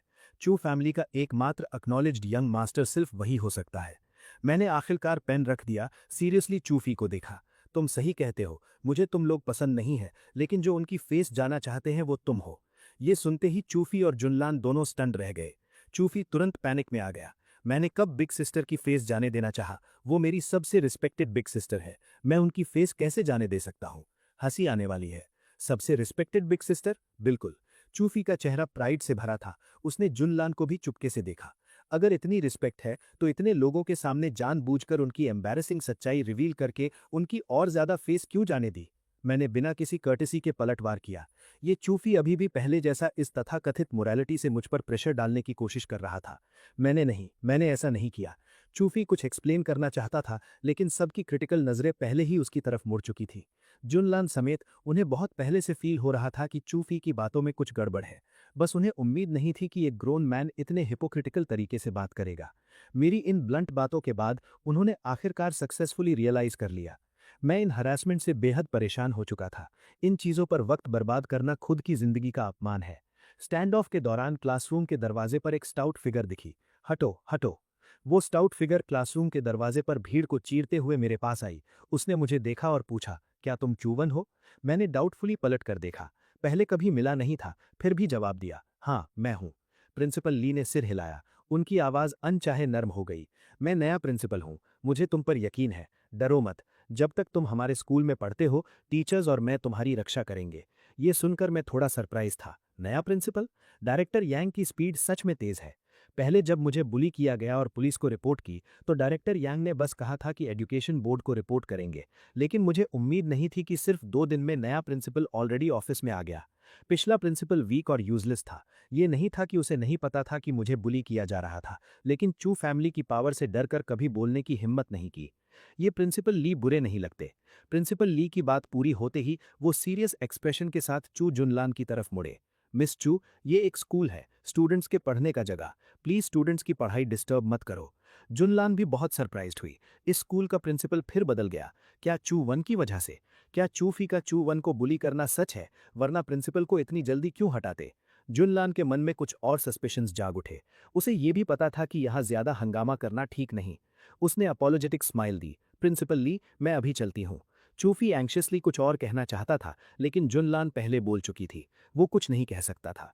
जाने से पहले जुनलान मेरे पास आकर आवाज धीमी की, आज रात तुमसे मिलने आऊंगी। मैंने ध्यान नहीं दिया। जुनलान को ऑकवर्डली जाना पड़ा। जुनलान के जाने के बाद प्रिंसिपल ली ने तुरंत अभी भी ऊंचे उठे फोन्स की तरफ मुड़कर चिल्लाया, ये सब क्या कर रहे हो? ये एक स्कूल है, नॉलेज पाने की जगह, तुम्हारा लाइव स्ट्रीमिंग रूम नहीं। स्टूडेंट्स ने मजबूरन फोन रख दिए। तभी क्लास का बेल बजा। एक वाइट फिगर क्लासरूम में आया, सीधे टीचर के पोडियम की तरफ। प्रिंसिपल ली ने दोनों हाथों से साइलेंस का इशारा किया, फिर उनके बगल में खड़ी वाइट क्लोथ्स वाली औरत को इंट्रोड्यूस किया, जो उन पर मुस्कुरा रही थी। ये तुम्हारी नई हेड टीचर है, यान रोंग। इन्हें टीचर यान बुला सकते हो। ये कहते ही अनप्रेसिडेंटेड जोरदार अपलॉस फूट पड़ा। नई हेड टीचर आई। पिछली हेड टीचर एक स्टबर्न बुढ़े थे, जिन्हें सिर्फ एकेडमिक परफॉर्मेंस की परवाह थी। सच्चे स्नॉब। कल सुना था कि स्कूल ने उन्हें डिसमिस किया और लाइफ टाइम के लिए टीचिंग लाइसेंस रिवोक कर दिया। सोच कर देखो, शायद मेरे लॉन्ग टर्म बुलिंग केस की वजह से। जब सब खुश थे, सिर्फ चूफी की आंखें इनडिस्क्राइबेबली ग्लूमी थीं। उसने नफरत से मुझे घूरा, आंखों में विशियस ग्लिंट चमकी। चूवन, देर सबेर एक दिन आएगा जब तुम आज की अपनी इस हरकत पर पछताओगे। पूरी सुबह उसकी पूरी तरह फेस गई थी। दिन बहुत जल्दी बीत गया। ब्रेक में चूवन ने अपने कार्ड पर बचे सारे पैसे उन स्टॉक्स में लगा दिए जो उसने कल देखे थे। अगर कल तक कुछ अनएक्सपेक्टेड नहीं हुआ तो बैलेंस कई दर्जन गुना बढ़ सकता है। अजीब बात यह थी कि चू फई आज अनयूजुअली चुप था। ना मुझसे झंझट करने आया, न यूजुअल की तरह मॉक किया या रिडिक्यूल किया। आखिरी क्लास में स्कूल डिसमिस होने के बाद चू फई अचानक मेरे पास आया। उसने अपना यूजुअल डिसडेनफुल और कंटेम्पचुअस एक्सप्रेशन बदल लिया था और मुझे स्माइल देते हुए बोला, भाई, कल मेरा बर्थडे है। डैड ने त्यानफू होटल का बैंक्वेट हॉल बुक कर लिया है। कल रात जरूर आना। मैंने आईब्रो रेस किया। तो इसका इंतजार था। पिछले जन्म में चू गुआन ने चू फेई के बर्थडे पार्टी के लिए नानचेंग का सबसे अच्छा होटल बुक किया था। उस वक्त चू फेई ने अपने यूजुअल बिहेवियर के विपरीत मुझे अटेंड करने के लिए इनवाइट किया था। मैं बहुत खुश हुआ था। सोचा था आखिरकार कोई रोशनी दिखी, लेकिन मेरे पास कोई फॉर्मल वेयर नहीं था, सिर्फ कुछ पुराने तार तार कपड़े जो सालों से पहने थे। दुखी हो ही रहा था कि चू फई अचानक मेरे रूम में आया और एक एक्सपेंसिव सूट दी। बोला, ये मेरे लिए गिफ्ट है, कुछ दिन पहले गुजरे मेरे बर्थडे का बिलेटेड प्रेजेंट। हालांकि शक तो हुआ, लेकिन सबके सामने दिखने की ललक इतनी तेज थी, बुली होने के उन दिनों से बचने की इच्छा इतनी गहरी थी, अगले दिन चू फई के बर्थडे पार्टी में जैसे ही मैं चू इन चू फैमिली के साथ स्टेज पर फोटो लेने जाने वाला था, चू फई ने अचानक पीड़ा का एक्सप्रेशन बनाया और निराशा से मुझ पर एक्यूजेशन लगाई कि मैंने उसके कपड़े चुराए हैं। बहुत बाद में पता चला था कि चू फई को लग रहा था कि आप बड़े हो रहे हैं और मेरी आइडेंटिटी देर सवेर बाहर वालों को पता चलेगी। इसलिए उसने सबसे बड़ी भीड़ का फायदा उठाकर मेरी डिग्निटी को पूरी तरह रौंद दिया। मैंने एक गहरी सांस ली और अचानक मुस्कुरा दिया। ठीक है, कल रात टाइम पर जरूर आऊंगा। मेरा पक्का जवाब पाकर चू फई की स्माइल और चौड़ी हो गई, फिर सेटल हो गई। हाँ, और चू फई ने जैसे अचानक कुछ याद आया, तुम्हारे पास कोई डिसेंट सूट नहीं होगा ना? मैंने मन में ठंडी हंसी दी। चू फई के ये क्लमजी ट्रिक्स, सोचने का ये तरीका अभी भी नहीं बदला। मैंने डिसअपॉइंटमेंट का नाटक किया। नहीं, सूट तो दूर, एक भी डिसेंट कपड़ा नहीं है। चू फई की स्माइल मुश्किल से छुप रही थी। मेरे पास बहुत सूट्स हैं, कल एक लेकर आऊंगा। चू फई अपनी स्मगनेस छुपा नहीं पा रहा था। कल के बाद दुनिया में सभी को पता चल जाएगा कि ये चू वन किस तरह का चोर है। तब आज का ये शोरगुल भरा ड्रामा भी जल्दी से दब जाएगा। शायद लोग ये भी सोचें कि आज जो हुआ वो सब चू वन ने ऑर्केस्ट्रेट किया था। आखिरकार वो तो कपड़े चुराने वाला है। मैंने उसका स्मग एक्सप्रेशन देखा और अचानक थोड़ा टीज करने की इच्छा हुई। तुम इतने काइंड हो कि मुझे कपड़े दोगे? चू फई का एक्सप्रेशन स्टिफ हो गया। एक पल बाद थोड़ा अननेचुरली बोला, आज सबको पता चल गया कि तुम चू फैमिली के मेंबर हो। मैं ही चाहता कि तुम चू फैमिली की नाक काटो। टिस टिस। उसके कहने का तरीका ऐसा था जैसे वो चू फई चू फैमिली का असली यंग मास्टर हो और मैं चू फैमिली का कोई रैंडम सर्वेंट हूं। मैंने चकल किया और कैजुअली बोला, तो शुक्रिया मेरे अच्छे छोटे भाई। शाम को डिनर खाकर डॉम में वापस आया ही था कि चू जुनलान पहुंच गई। वो डॉम रूम के दरवाजे पर खड़ी होकर रूम की हालत देखकर माथे पर बल डाले हुए थी। ये तुम्हारा डॉम रूम है? यहां कुछ नहीं है। फिर भी चू फैमिली के घर से बेहतर है। मैं सच बोल रहा था। चू जुनलान स्टन्ड रह गई। सच था। ये जगह सिंपल जरूर थी, लेकिन चू फैमिली के घर में जिस छोटी तंग स्टोरेज रूम में मैं रहता था, उससे तो बहुत बेहतर थी। सच में बेहतर थी। क्या चाहिए? सीधे बोलो, मुझे पढ़ना है। मेरा एटीट्यूड देखकर चू जुनलान को अपसेट फील हुआ, लेकिन सोचा कि सच में उस पर बहुत कर्जा है, इसलिए बात घुमाई नहीं, सीधे पॉइंट पर आई। चू वन, स्कूल में चू फई ने सच में तुम्हें बुली किया था? मैंने आईब्रो रेस किया। मिस चू, क्या आप मेरी कंसर्न कर रही हैं? चू जुनलान का माथा सिकुड़ा। मैं तुम्हारी एल्डेस्ट सिस्टर हूं, बार बार मिस चू मत बुलाओ। मैंने ठंडी हंसी दी। तुमने नहीं कहा था कि मेरे जैसा कोई छोटा भाई नहीं है तुम्हारा? मुझे एल्डेस्ट सिस्टर बुलाने से मना किया था। मैंने उसे अंदर इनवाइट नहीं किया, खुद सोफे पर टिक कर बैठ गया। मुझे पहले से इतना बिल्कुल अलग देखकर चू जुनलान की नाजुक भौहें तनकर खिंच गईं। चू वन, तुम अचानक इतने बदल क्यों गए? चू जुनलान ने आखिरकार पूछ ही लिया। बदल गया? मैंने आखिरकार उसे देखा। किस तरह बदल गया? इस तरह कि अब पहले जैसा नहीं रहा। चू फई को मुझे डीफेम और बुली करने देना, तुम सबको मुझे बदनाम और ह्यूमिलिएट करने देना। चू जुनलान फिर चोक हो गईं, स्टन्ड रह गईं। काफी देर बाद चू जुनलान ने फिर पूछा, चू वन, स्कूल में चू फई ने सच में तुम्हें बुली किया था?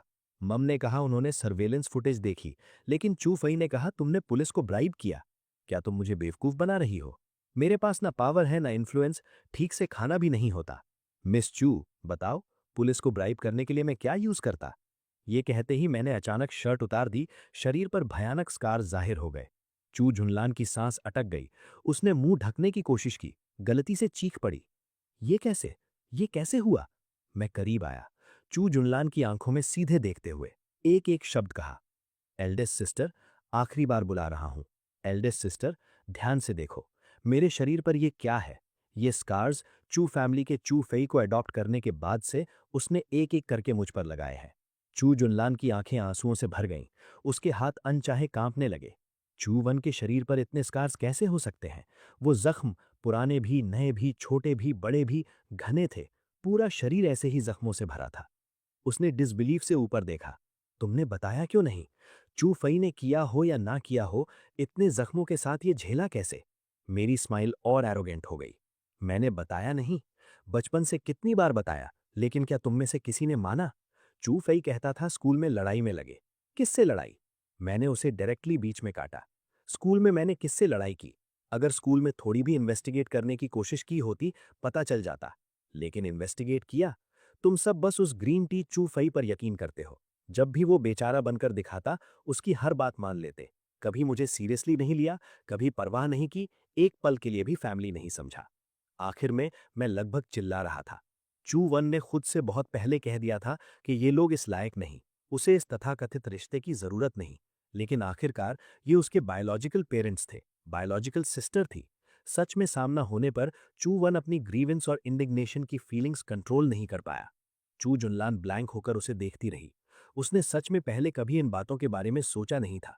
चू फई की हेल्थ कमजोर थी, हर बार चू वन ही था जो चू फई को गुस्सा करके हॉस्पिटल पहुंचाता था। चू वन के प्रति उनका ह्यूज प्रेजुडिस था। उन्हें हमेशा लगता चू वन एक वाइल्ड, डिसोबीडियंट और अनकंट्रोलेबल बच्चा है। कभी नहीं सोचा कि वो रॉन्ग था। चू जुनलान की आंखों से आंसू बहने लगे। चूवेन, माफ करो, हमारी लापरवाही की वजह से तुम्हें ये सब झेलना पड़ा। ये सुनकर चूवेन की आंखें लाल होने से खुद को न रोक सका। ये माफी उसने इसके बारे में अनगिनत बार सोचा था, बहुत इंतजार किया था, इतना लंबा इंतजार के दिल पूरी तरह मर चुका था। चू जुनलान को अचानक कुछ याद आया। उसने चूवेन का हाथ थाम लिया। चूवेन, तुम्हारे बदन पर इतने घाव हैं, हॉस्पिटल जाने के पैसे कहाँ से लाए?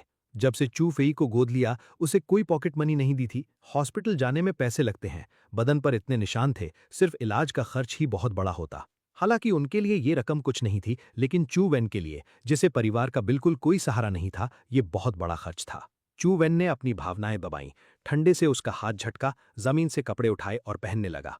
कौन सा हॉस्पिटल? हॉस्पिटल जाने के पैसे कहाँ थे? बस खुद से हाथ पांव बांध लिए। वो सच बोल रहा था। हॉस्पिटल में खर्च कम नहीं था। बचपन से तंग किया जाता रहा। शुरू में थोड़े पैसे थे तो हॉस्पिटल जाकर पट्टी वगैरह करवा लेता था। बाद में पैसे खत्म हो गए तो बस खुद किसी तरह बांधकर काम चला लेता था। इसीलिए उसके ये सभी घाव निशान छोड़ गए। पीठ पर जहां हाथ नहीं पहुंचता था वहां बस एक कपड़ा लपेट लेता था। ये सुनकर चू जुनलान की आंखों से आंसू और तेजी से बहने लगे। भगवान, ये कैसे हो सकता है? खुद से हाथ पांव बांधना? ना दवाई, ना साफ मेडिकल सप्लाईज, खुद कैसे पट्टी बांध सकता था? और ये भी कहा कि जब से चू फेई को गोद लिया तब से तंग किया जाता रहा। मतलब जब वो बस 8-9 साल का बच्चा था, उस उम्र में जब बहुत से बच्चे अभी भी माँ की गोद में लाड़ उठाते हैं, उसे खुद से इन घने घावों पर पट्टी बांधनी पड़ती थी। चू जुनलान ये सोचने की हिम्मत नहीं कर सकती थी कि जब उसे तंग किया जाता था और घर वाले यकीन नहीं करते थे, तब वो अपने छोटे छोटे हाथों से घावों पर पट्टी बांधता था। उस वक्त वो कितना टूटा हुआ और बेबस रहा होगा। चू जुनलान चुपचाप सिसकती रहीं, दिल जैसे किसी ने मुट्ठी में दबाया हुआ। दर्द से छाती पकड़ते हुए बार बार बोलती रहीं, चूवेन माफ करो, माफ करो, माफ करो। चूवेन सोफा पर वापस बैठ गया। सूखे गले को तर करने के लिए पानी का एक घूंट लिया। जैसे उसे चू जुनलान की आंसू भरी माफी दिख ही नहीं रही थी।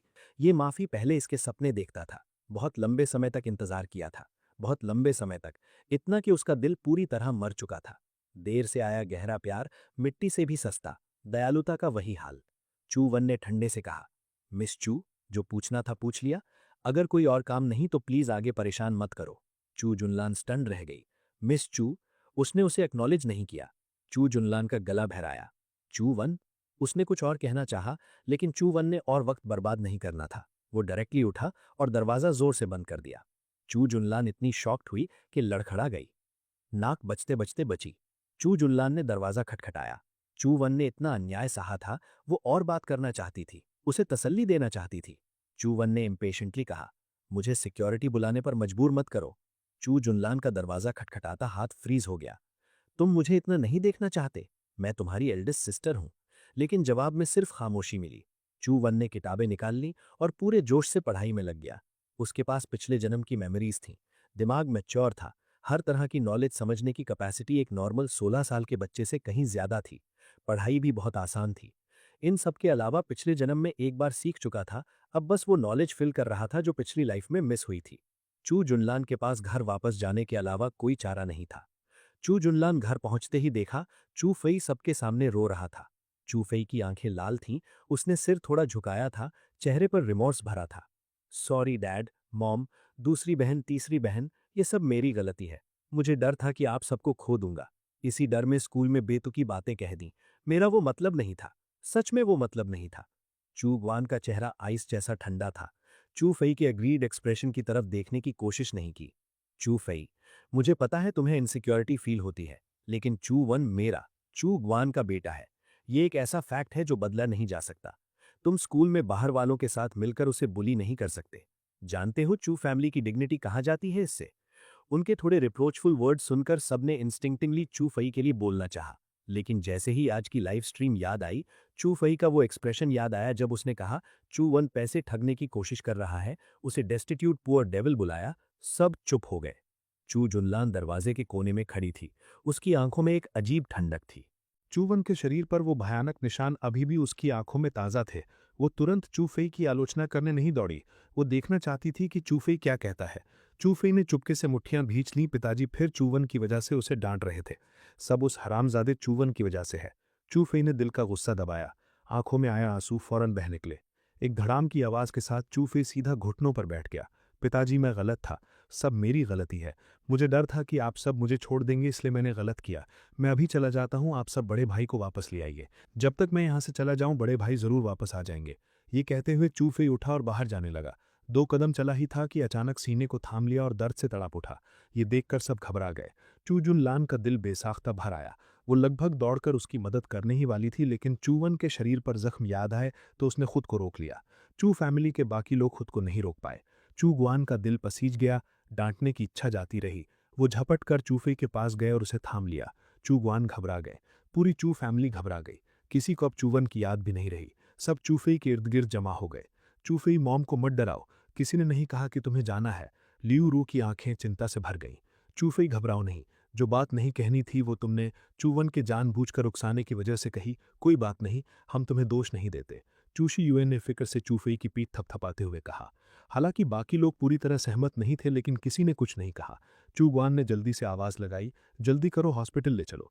ये सुनते ही चूफेई ने झटपट चू गुआन का हाथ पकड़ लिया, मुश्किल से सिर हिलाया। हॉस्पिटल नहीं जाना। चू गुआन को और कुछ सोचने की फुर्सत नहीं थी। चूफेई, उन्होंने आवाज धीमी की और उसे दिलासा दिया।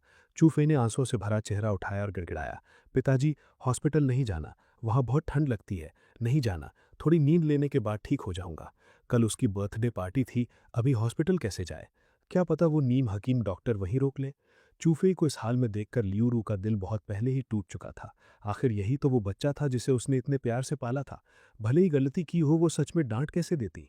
उसने चूफेई को कसकर अपनी बाहों में भर लिया। उसकी आवाज़ इतनी कोमल थी जिसकी चूवन ने कभी ख्वाब में भी उम्मीद नहीं की होती। चूफेई, डरो मत, हम सब तुम्हारे साथ हैं। चूफेई ने चेहरा लियू रू की गोद में छुपा लिया और उसके मुंह के कोनों पर धीरे धीरे एक मुस्कान आ गई।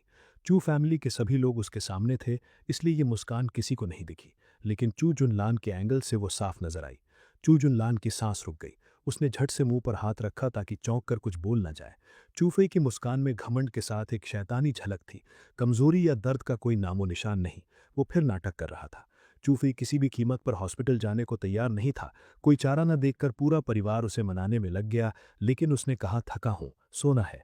चूफेई को सोते देखकर चू फैमिली के लोग आखिरकार बाहर आए। बड़ी दीदी, इतनी देर से कहाँ थीं? कहाँ गई थीं? चूशी युए ने पूछा। चूफेई के साथ स्कूल में इतनी बड़ी बात हो गई थी, चाहे कितने भी काम हो, चू फैमिली का हर कोई वापस आ गया था। बड़ी दीदी पहले ऐसी ही होती थी, लेकिन आज वो कुछ अलग थीं। चू जुनलान ने उनकी तरफ मुड़कर देखा। चूवन से मिलने गई थी। ये सुनकर सब जम गए। फिर उससे मिलने क्यों गई? उसमें देखने को क्या है? चूशी युए ने मुंह बनाते हुए असंतोष से कहा। बड़ी दीदी दिन में उससे मिलकर आई थीं और अब रात को फिर गईं। चूशी युए को सच में समझ नहीं आ रहा था कि चू रूहान नीचे आई और फिक्र से पूछा, चूवन कैसा है? स्कूल में एडजस्ट हो रहा है? चू गुआन और लियू रू सोफे पर बैठ गए। कमरे में घुटन से छा गई। चूवन के बारे में उनके मन में उलझे हुए फीलिंग्स थीं। गिल्ट भी, लेकिन सालों से जमी हुई नफरत से भी पूरी तरह नहीं निकल पाए थे। चूवन के शरीर पर अनगिनत जख्मों की याद आते ही चू जुनलान की आंखें फिर भर आईं। ये सुनकर लियू रू भी घबरा गईं। क्या हुआ? चूवन स्कूल में ठीक नहीं है? काफी देर बाद चू जुनलान ने कहा, मैंने देखा उसके पूरे शरीर पर जख्म है। ये सुनकर सब हिल गए। सच में जख्म है? लियू रू ने हैरानी से पूछा। असल में चूफेई ने कहा था कि उसने पुलिस को रिश्वत दी है। चू फैमिली के सभी लोगों ने बेसाख्ता यही मान लिया। आखिर चूवन का पहले का ट्रैक रिकॉर्ड तो था ही। शक भरे उसके शब्द सुनकर चू जुनलान की आंखों से आंसू रोके नहीं रुके। अब उसे समझ आया कि चूवन घर की बजाय डॉर्म में रहना क्यों चाहता था। इस घर में कोई उस पर यकीन नहीं करता। इतने जख्म होने के बावजूद, इतनी तकलीफ भरी जिंदगी के बावजूद कोई नहीं माना। जब भी चूफेग ने कहा वो बुरा है, चू फैमिली के सभी लोगों ने बिना सोचे मान लिया कि वही गुनहगार है।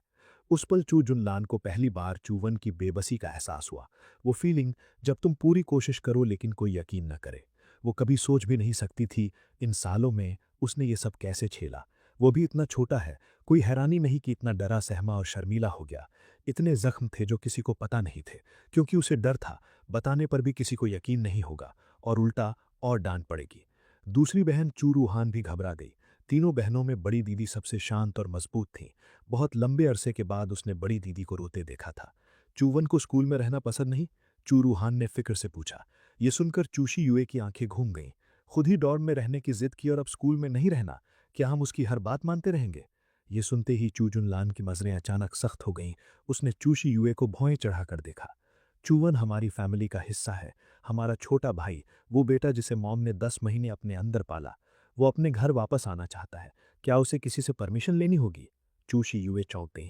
पहले भी ऐसी बातें कही गई थीं, लेकिन बड़ी दीदी का इस बार का रिएक्शन उम्मीद से परे था। चूशी युए ने मुंह फुलाया। बड़ी दीदी के सीरियस लहजे से वो थोड़ी नाराज हुई, मुंह से निकल ही गया, मेरा ऐसा कोई छोटा भाई नहीं है। यहां तक कि चूगवान भी चूजुनलान के अचानक से गुस्से से चौंक गए। चूशी युए का गाल पल भर में लाल हो गया। वो अनबिलीव से चूजुनलान को देखने लगी। आंखें झट से आंसुओं से भर गईं। बड़ी दीदी, तुमने मुझे मारा?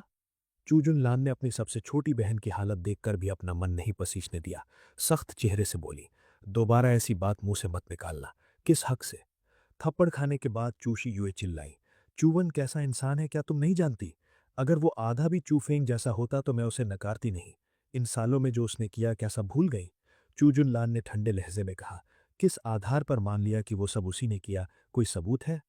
चूफेंग ने अपनी आंखों से देखा, और क्या सबूत चाहिए? चूशी युए चीखी। उसे यकीन नहीं हो रहा था कि बड़ी दीदी ने उस हरामजादे चूवन की वजह से उसे मारा। चूफेंग, चूफेंग, क्या चूफेंग की हर बात सच है? चूजुनलान ने सर्द लहजे में कहा, कभी किसी ने ये नहीं सोचा कि ये सब चूफेंग का झूठ भी हो सकता है। नामुमकिन है। चूशी युए ने बिना एक पल सोचे जवाब दिया, चूफेंग जैसा अच्छा इंसान झूठ बोल ही नहीं सकता। चूशी युए ने निराशा से उसे देखा। चूवन ने तुम्हें कौन सा जादू कर दिया जो इस तरह उसका बचाव कर रही हो? वैसे अगर वो वापस आना चाहे तो मैं सबसे पहले मना करूंगी। चूजुनलान ने गहरी सांस ली और दर्द से बोली, वो वापस नहीं आना चाहता। क्यों? चूरूहान से रहा नहीं गया। चूजुनलान चुप रही। उसे नहीं पता कहाँ से शुरू करे, क्योंकि वो जो भी कहे चू फैमिली के लोग यही मानते कि चूवन की कोई ना कोई चाल है। चू रूहान बेचैन हो गई। बड़ी दीदी, अभी आपने कहा चूवन के शरीर पर बहुत जख्म है, क्या ये सच है? चूजुनलान ने सिर हिलाया। सच है। चूवन ने खुद शर्ट उठाकर वो निशान दिखाए, घने, देखने में रूह कंपकपा देने वाले। जब से हमने चूफेंग को अडॉप्ट किया, चूफेंग लोगों को बुलाकर उसे पिटवाता रहा है। 8 साल हो गए। पिछले 8 सालों से चूफेंग की मार के साए में जी रहा है। ये सुनकर सबकी सांसें रुक गईं। शायद चूशी युए ने सबसे पहले एतराज किया। चूगवान भी बेचैन हो गए। कहीं कोई गलतफहमी तो नहीं? ये सब चूफेंग का किया हुआ कैसे हो सकता है? लियू रू भी ना रह सकी। क्या चूवन को गलतफहमी हुई होगी? 8 साल पहले चूफेंग सिर्फ 8 साल का था।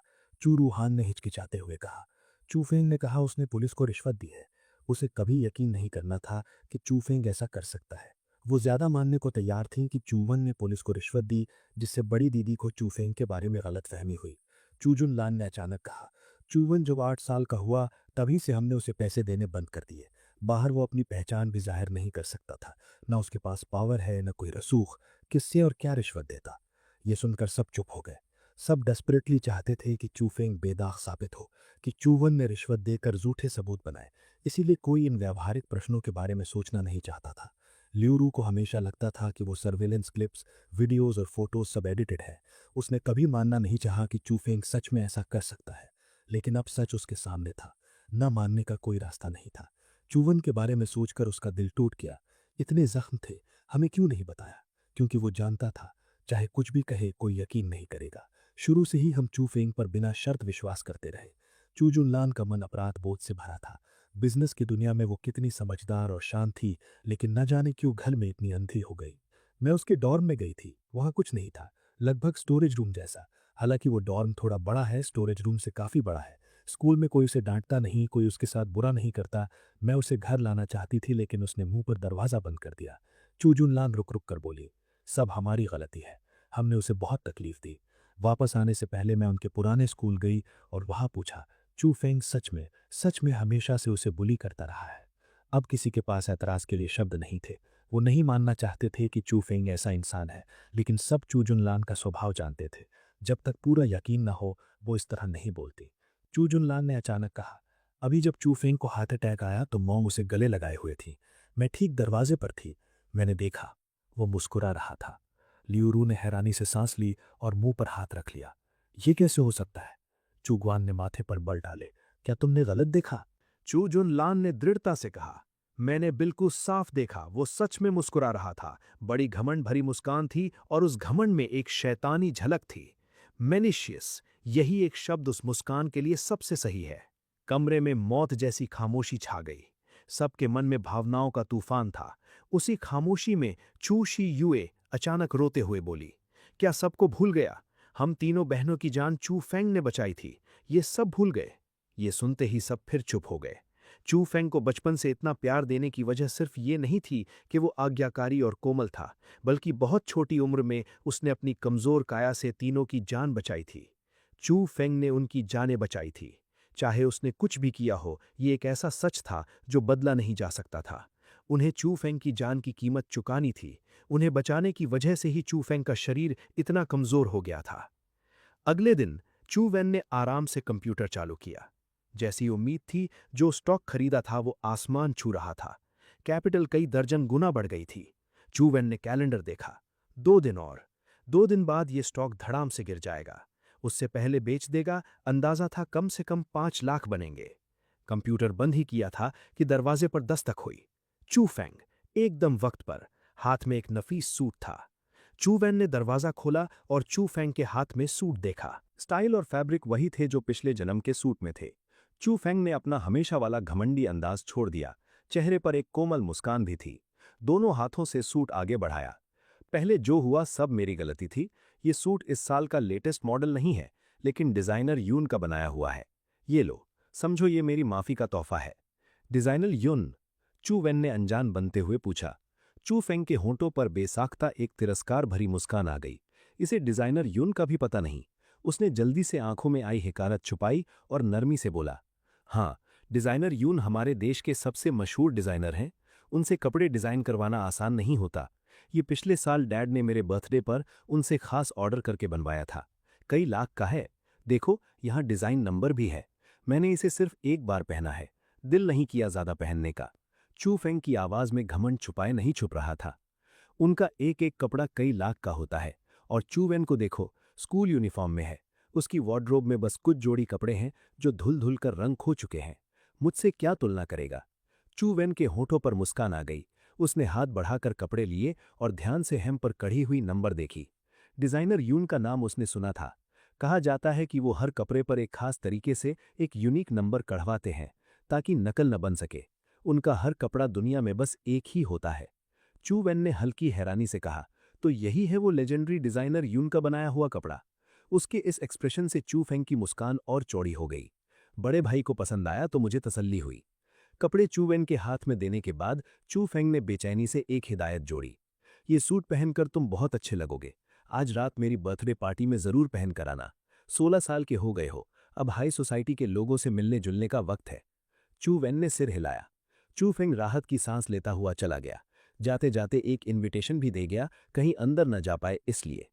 चू फेंग के पीठ मुड़ते ही चू वेन की आंखों में एकदम ठंडी चमक आ गई। रात हो गई। दिन भर स्कूल के बाद चू वेन ने चू फेंग का लाया हुआ सूट पहना और तियानफू होटल की तरफ निकल पड़ा। तियानफू होटल स्कूल से ज्यादा दूर नहीं था। अभी तक पैसे नहीं निकाल पाया था, इसलिए चू वेन के पास जो थोड़े बहुत पैसे बचे थे उनसे बस पकड़ी। बस में चढ़ते ही सबकी नजरें उस पर टिक गईं। महंगा सूट इस माहौल में बिल्कुल बेमेल लग रहा था। चू वेन ने किसी की परवाह नहीं की। आराम से एक सीट पर बैठ गया और आंखें मूंद ली। अगर सब कुछ प्लान के मुताबिक रहा तो आज रात एक अच्छा तमाशा देखने को मिलेगा। अभी एनर्जी बचाकर रखनी है। बस तियानफू होटल के पास वाले स्टॉप पर रुकी। चू वेन उतरा और 2 ही कदम चला था कि पीछे से चू जुनलान की आवाज आई। चू वेन ने मुड़कर देखा। बुरी किस्मत, यहां भी चू फैमिली से सामना। चू फेंग को छोड़कर बाकी सब चू वेन के पीछे थे। सबके चेहरे पर हैरानी के भाव थे। चू फेंग की बर्थडे पार्टी में आ रहे हो? चू जुनलान ने पहले पूछा। चू वेन ने शांति से हाँ में जवाब दिया। सबने चू वेन के हाथ में इनविटेशन देखा और एक दूसरे को हैरानी से देखा। पिछले सालों में चू वेन कभी चू फेंग की बर्थडे पार्टी में नहीं गया था और चू फेंग भी नहीं चाहता था कि वो जाए। तो इस साल चू वेन क्यों आया और हाथ में इनविटेशन भी है? ये इनविटेशन चू फेंग ने दिया? चू जुनलान ने फिर पूछा। चू रहूहान ने अभी अभी गई बस की तरफ देखा और हैरानी से पूछा, बस से आए हो? चू वेन ने उसे उदासीनता से देखा और फिर सिर हिला दिया। सब चुप हो गए। हर किसी के पास अपनी गाड़ी थी। चू फेंग अभी नाबालिग था, फिर भी उसके पास स्पोर्ट्स कार थी। चू वेन चू फैमिली का असली यंग मास्टर था और वो बस से आया। चू वेन के सूट को देखकर चू ग्वान की नजर उलझ गई। ये सूट उन्होंने खुद पिछले साल डिजाइनर यून से चू फेंग के 15वें बर्थडे पर बनवाया था। उस वक्त चू फेंग को इतना पसंद था कि पहनने का भी दिल नहीं किया था, लेकिन चू वेन पर भी अच्छा लग रहा था। जरूर ये चू फेंग का चू वेन को माफी का तोहफा है। चू फेंग इतना कीमती सूट दे सकता है, मतलब उसके दिल में पश्चाताप है। उसे एक और मौका देना चाहिए। ल्यू रुआ आगे बढ़कर कुछ कहना चाहती थी, लेकिन चू वेन बिना पीछे देखे होटल के अंदर चला गया। चू ग्वान ने कहा, चलो अंदर चलते हैं, अंदर जाकर बात करते हैं। भले ही वो ये सच मानने को तैयार नहीं थे कि चू फेंग ने 8 साल तक चू वेन को बुली किया, लेकिन चू वेन के प्रति उनके मन में गिल्ट जरूर था। बैंक्वेट हॉल में कदम रखते ही काफी लोग आ चुके थे। चू फैमिली की एंट्री होते ही सबकी नजरें उन पर आ गईं। 3 दिन पहले अपने बर्थडे पर बर्थडे केक चाहने की वजह से पूरे परिवार ने उसे डांटा और मजाक उड़ाया।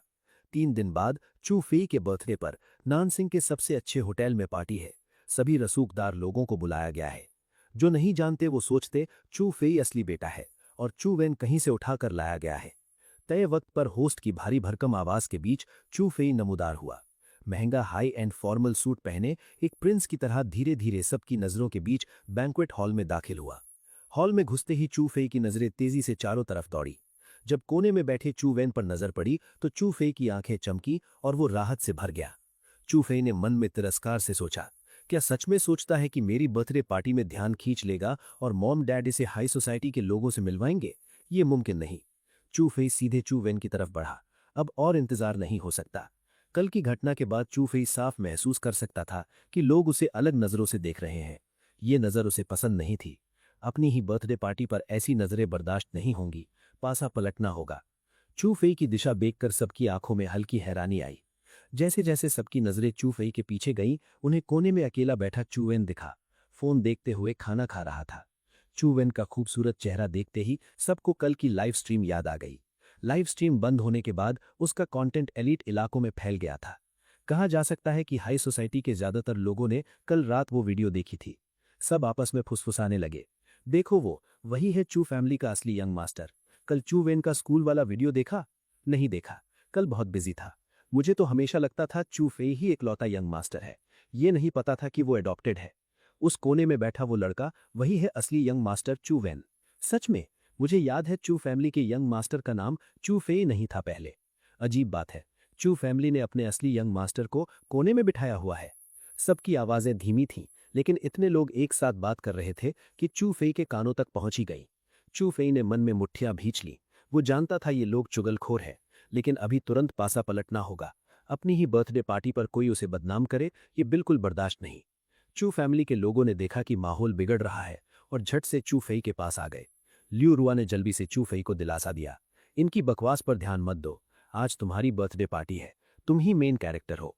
अगर चू फेई अभी गुस्से में बीमार पड़ गया तो पूरी पार्टी बर्बाद हो जाएगी। चू ग्वान ने भी जल्दी से कहा, चू फेई आज कुछ मत सोचो, बस मेन कैरेक्टर की तरह एंजॉय करो। पूरे परिवार में सिर्फ चू जुनलान चू फेई को दिलासा देने नहीं आई, बल्कि वो चू वेन की तरफ बढ़ चली। चू फेई ने चू जुनलान की पीठ देखी, आंखों में नफरत की एक लहर उठी। उसने मुस्कान लगाई और सबसे कहा, डैड, मॉम, दूसरी दीदी, तीसरी दीदी, मैं ठीक हूं, बस अपने बड़े भाई से कुछ पूछना था। उसकी नजर के पीछे चू फैमिली के लोगों ने भी चू वेन को कोने में बैठा देखा। न जाने क्यों सबको अचानक एक अनहोनी की आशंका हुई। बेसाख्ता चू फेई को रोकना चाहा, लेकिन चू फेई बिना एक लफ्ज बोले आगे बढ़ चुका था। चू जुनलान एक कदम पहले चू वेन के पास पहुंची। चू वेन ने किसी को आते देखा तो फोन बंद किया, साथ में स्टॉक वाली स्क्रीन भी गायब हो गई। चू जुनलान ने पास आते ही फौरन पूछा, चू वेन, ये सूट कहां से आया? चू वेन ने एक भाव उठाई। अगर कहूं चू फेंग ने दिया तो मानोगी? उसे लगा था चू जुनलान कुछ ताने मारेगी, लेकिन चू जुनलान ने बिना हिचकिचाए सिर हिला दिया। चू जुनलान ने झुककर सबकी नजरों को रोका और दबी आवाज में पूछा, जब चू फेई ने कपड़े दिए तब वहां कोई और था? चू वेन ने हैरानी से उसे देखा। इसका मतलब क्या है? क्या इसे शक है कि चू फेई कुछ गड़बड़ करेगा? चू फेई तो उनकी नजर में हमेशा से सबसे परफेक्ट इंसान था। चू वेन ने होंठ भींचे और जवाब नहीं दिया। चू जुनलान बेचैन हो गई। जल्दी बताओ। उसने चू वेन को ऊपर से नीचे देखा। सिर्फ यही सूट कीमती था और सिर्फ इसी का चू फेई से कोई ताल्लुक था। चू फेई ने हॉल में घुसते ही सीधे चू वेन की तरफ रुख किया। ये उसके हमेशा के तरीके से बिल्कुल अलग था। पहले कभी चू वेन को अपनी बर्थडे पार्टी में आने नहीं दिया, फिर इस बार खुद उसे ढूंढकर सबके सामने क्यों बुलाया? बेसाख्ता उसे लगा कुछ बुरा होने वाला है, इसीलिए पहले चू वेन के पास आई। चू वेन ने भौं उठाई और जानते हुए भी पूछा, चू फैमिली की बड़ी बहन, इतनी जल्दी क्यों? चू जुनलान ने दांत भींचे। उसे पता नहीं था चू वेन को क्या जवाब दे। बस वो पलटी और चू फई की तरफ चल दी। चू जुनलान ने तेज कदमों से आते चू फई को आवाज दी, चलो उस तरफ देखते हैं, अभी भी बहुत मेहमान इंतजार कर रहे हैं। चू जुनलान ने चू फई का हाथ पकड़ा और उसे दूसरी तरफ ले जाना चाहा। बेसाख्ता वो नहीं चाहती थी कि चू फई और चू वेन आमने सामने हो। चू वेन चू फई के हाथों 8 साल से तकलीफ उठा रहा था। कल जब से उसने लियू रुआ की बाहों में चू फई को मुस्कुराते देखा था, चू जुनलान के अंदर कुछ बदल गया था। चू फई ने धीरे से चू जुनलान का हाथ हटाया। चेहरे पर वही गर्म और कोमल मुस्कान थी, जैसे पहले वाला सौम्य यंग मास्टर हो। बड़ी दीदी, बस अपने बड़े भाई से बात करनी है, इतना टेंशन मत लो। ये कहकर चू फई ने चू वेन की तरफ कदम तेज कर दिए। चू वेन ने उसकी ये बेताबी देखकर मन में हंसी आई। आखिर 16 साल का लड़का ही है।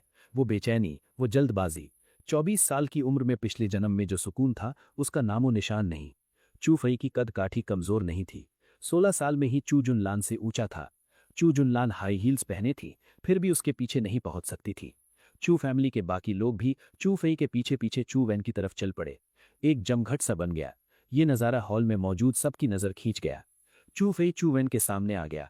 वही बेगुनाह एक्सप्रेशन लगाया, मासूमियत से पूछा, भाई चू वेन, मेरी वार्डरोब से एक सूट गायब है। वो सूट जो डिजाइनर यून ने पिछले साल मेरे बर्थडे पर बनवाया था। मैंने उसे हमेशा बड़े प्यार से रखा था, पहनने का भी दिल नहीं होता था। ये सुनते ही सबको कुछ गड़बड़ लगा। कल की वीडियो में कैमरे ने गलती से चूवन के जूते पकड़ लिए थे। उसने स्कूल यूनिफॉर्म पहनी थी, लेकिन जूते भले ही साफ थे, बहुत पुराने थे। अगर चू जुनलान ने खुद न माना होता तो कोई यकीन नहीं करता कि इतने साधारण कपड़ों वाला शख्स चू फैमिली का यंग मास्टर है। जो सूट उसने पहना है वो सस्ता नहीं लगता, और जूते इतने पुराने। इतना महंगा सूट कहां से आया? चू फेई ने चूवन के सूट को देखा, संदेह का नाटक करते हुए बोला, भाई चूवन, तुमने जो सूट पहना है और मेरा जो गायब हुआ है, दोनों लगभग एक जैसे हैं। ये सुनते ही आसपास खलबली मच गई। चू फेई के कपड़े गायब हुए और वो चूवन पर हैं। आखिर क्या माजरा है? सोचने की जरूरत नहीं थी, सब समझ गए। चूगवान और उनकी पत्नी ने एक दूसरे को देखा। ये क्या हो रहा है? उन्हें तो लगा था ये सूट चू फेई का चूवन को तोहफा था, लेकिन चूवन इन दिनों दौम में था, घर नहीं आया। तो कपड़े कब लिए? वो दिमाग खपाते रहे, लेकिन ये नहीं सोचा कि चू फेई के एक जुमले से वो पहले ही बिना शर्त उस पर यकीन कर चुके थे। मान लिया कि सूट चू वन ने चुराया। यही वजह थी कि चू वन ने कभी उन्हें कुछ नहीं बताया, जैसे चू फेई ने उन पर कोई जादू कर दिया हो। चू फेई जो भी बोले वो बिना सोचे मान लेते। बस इस बार चू जुनलान पहले जैसी अंधी नहीं थी। उसके पास कोई सबूत नहीं था, फिर भी उसे पूरा यकीन था चू वन ऐसा नहीं कर सकता। सबकी नजरों में चू वन की पहचान अब जाहिर हो चुकी थी। इस तरह की घटिया चाल चलने की उसे जरूरत नहीं थी। इसके अलावा हॉल में आने के बाद से वो चुपचाप कोने में बैठा था। चू फेई की लाइमलाइट छीनने का कोई इरादा नहीं दिखा। हॉल में सब फुसफुसाने लगे, एक जैसे, क्या चू वन पर जो सूट है वो चू फेई का चुराया हुआ है? सब जानते थे कि डिजाइनर यून के डिजाइन्स दुनिया में एक ही होते हैं, बिल्कुल एक जैसा दूसरा हो ही नहीं सकता। क्या बुरी बात है? वो चू फैमिली का असली यंग मास्टर है, क्या सच में ऐसा करेगा? तुम नहीं जानते, भले ही असली यंग मास्टर है, लेकिन चू फैमिली उसे कुछ समझती नहीं है। ये कैसे हो सकता है? क्या वो उनका बायोलॉजिकल बेटा नहीं है? अपने सगे बेटे को छोड़कर अडॉप्टेड बेटे पर इतना डोट करते हैं, वरना हम इस यंग मास्टर के बारे में कभी नहीं जानते थे। जरूर चू फैमिली ने छुपा कर रखा था। चू फैमिली क्या सोचती है पता नहीं, सगा बेटा तो अडॉप्टेड से अच्छा होता है, लेकिन ये कपड़े चुराए, कैरेक्टर अच्छा नहीं है, इसीलिए छुपाया होगा। हाँ, कपड़े चुराना कितनी शर्मनाक बात है। भीड़ की धीमी धीमी बातें सुनकर चू वन ने दिलचस्पी से चू फेई को देखा। सबकी नजरों में सीधे देखते हुए साफ बोला, चू फेई, क्या तुम ये कह रहे हो कि मैंने ये सूट चुराया? चू फेई और बाकी चू फैमिली के माथे पर शिकने आ गईं। अभी चू फेई ने सिर्फ कहा था कि दोनों एक जैसे हैं, सीधे नहीं कहा था कि चुराया। ज्यादा से ज्यादा ये कहा जा सकता था कि नकली है, माफी मांगकर हर्जाना दे सकता था। लेकिन अगर इसे चोरी के रूप में डिफाइन किया जाए तो मामला बिल्कुल अलग हो जाता है। ये सूट कई लाख का था। अगर ये मामला बड़ा हो गया और चू वन पर थेफ्ट का इल्जाम लगा तो जेल जाना पड़ेगा। चू फेई ने जल्दी से होश संभाला, अपनी बेहिसाब खुशी दबाई, मुंह के उठते कोनों को रोका, दिल टूटने का नाटक करते हुए बोला, भाई चूवन, तुमने ये किया। अगर फॉर्मल सूट नहीं था तो मॉम डैड को बताते, वो जरूर दिला देते। मुझे पता है तुम्हें मेरी चीजें पसंद हैं। ये सूट मैंने पिछले साल बर्थडे पर पहना था, वरना वो भी दे देता। बस 2 छोटे जुमलों में चू फेई ने इतनी बातें कह दी। चू वन को उसकी चीजें लेने की आदत है। चू वन ने चू फेई का पहना हुआ सूट चुराया। चू वन को उसकी चीजें लेने की आदत है या नहीं, ये किसी को नहीं पता, लेकिन फॉर्मल सूट आमतौर पर एक बार ही पहना जाता है। चू फैमिली का डिस्टिंग्विश्ड यंग मास्टर, और वो किसी का पुराना सूट चुराए, ये तो बड़ी शर्म की बात है। पल भर में सबकी बातों का रुख बदल गया। कोई हैरानी नहीं कि चू फैमिली ने उसे छुपा कर रखा।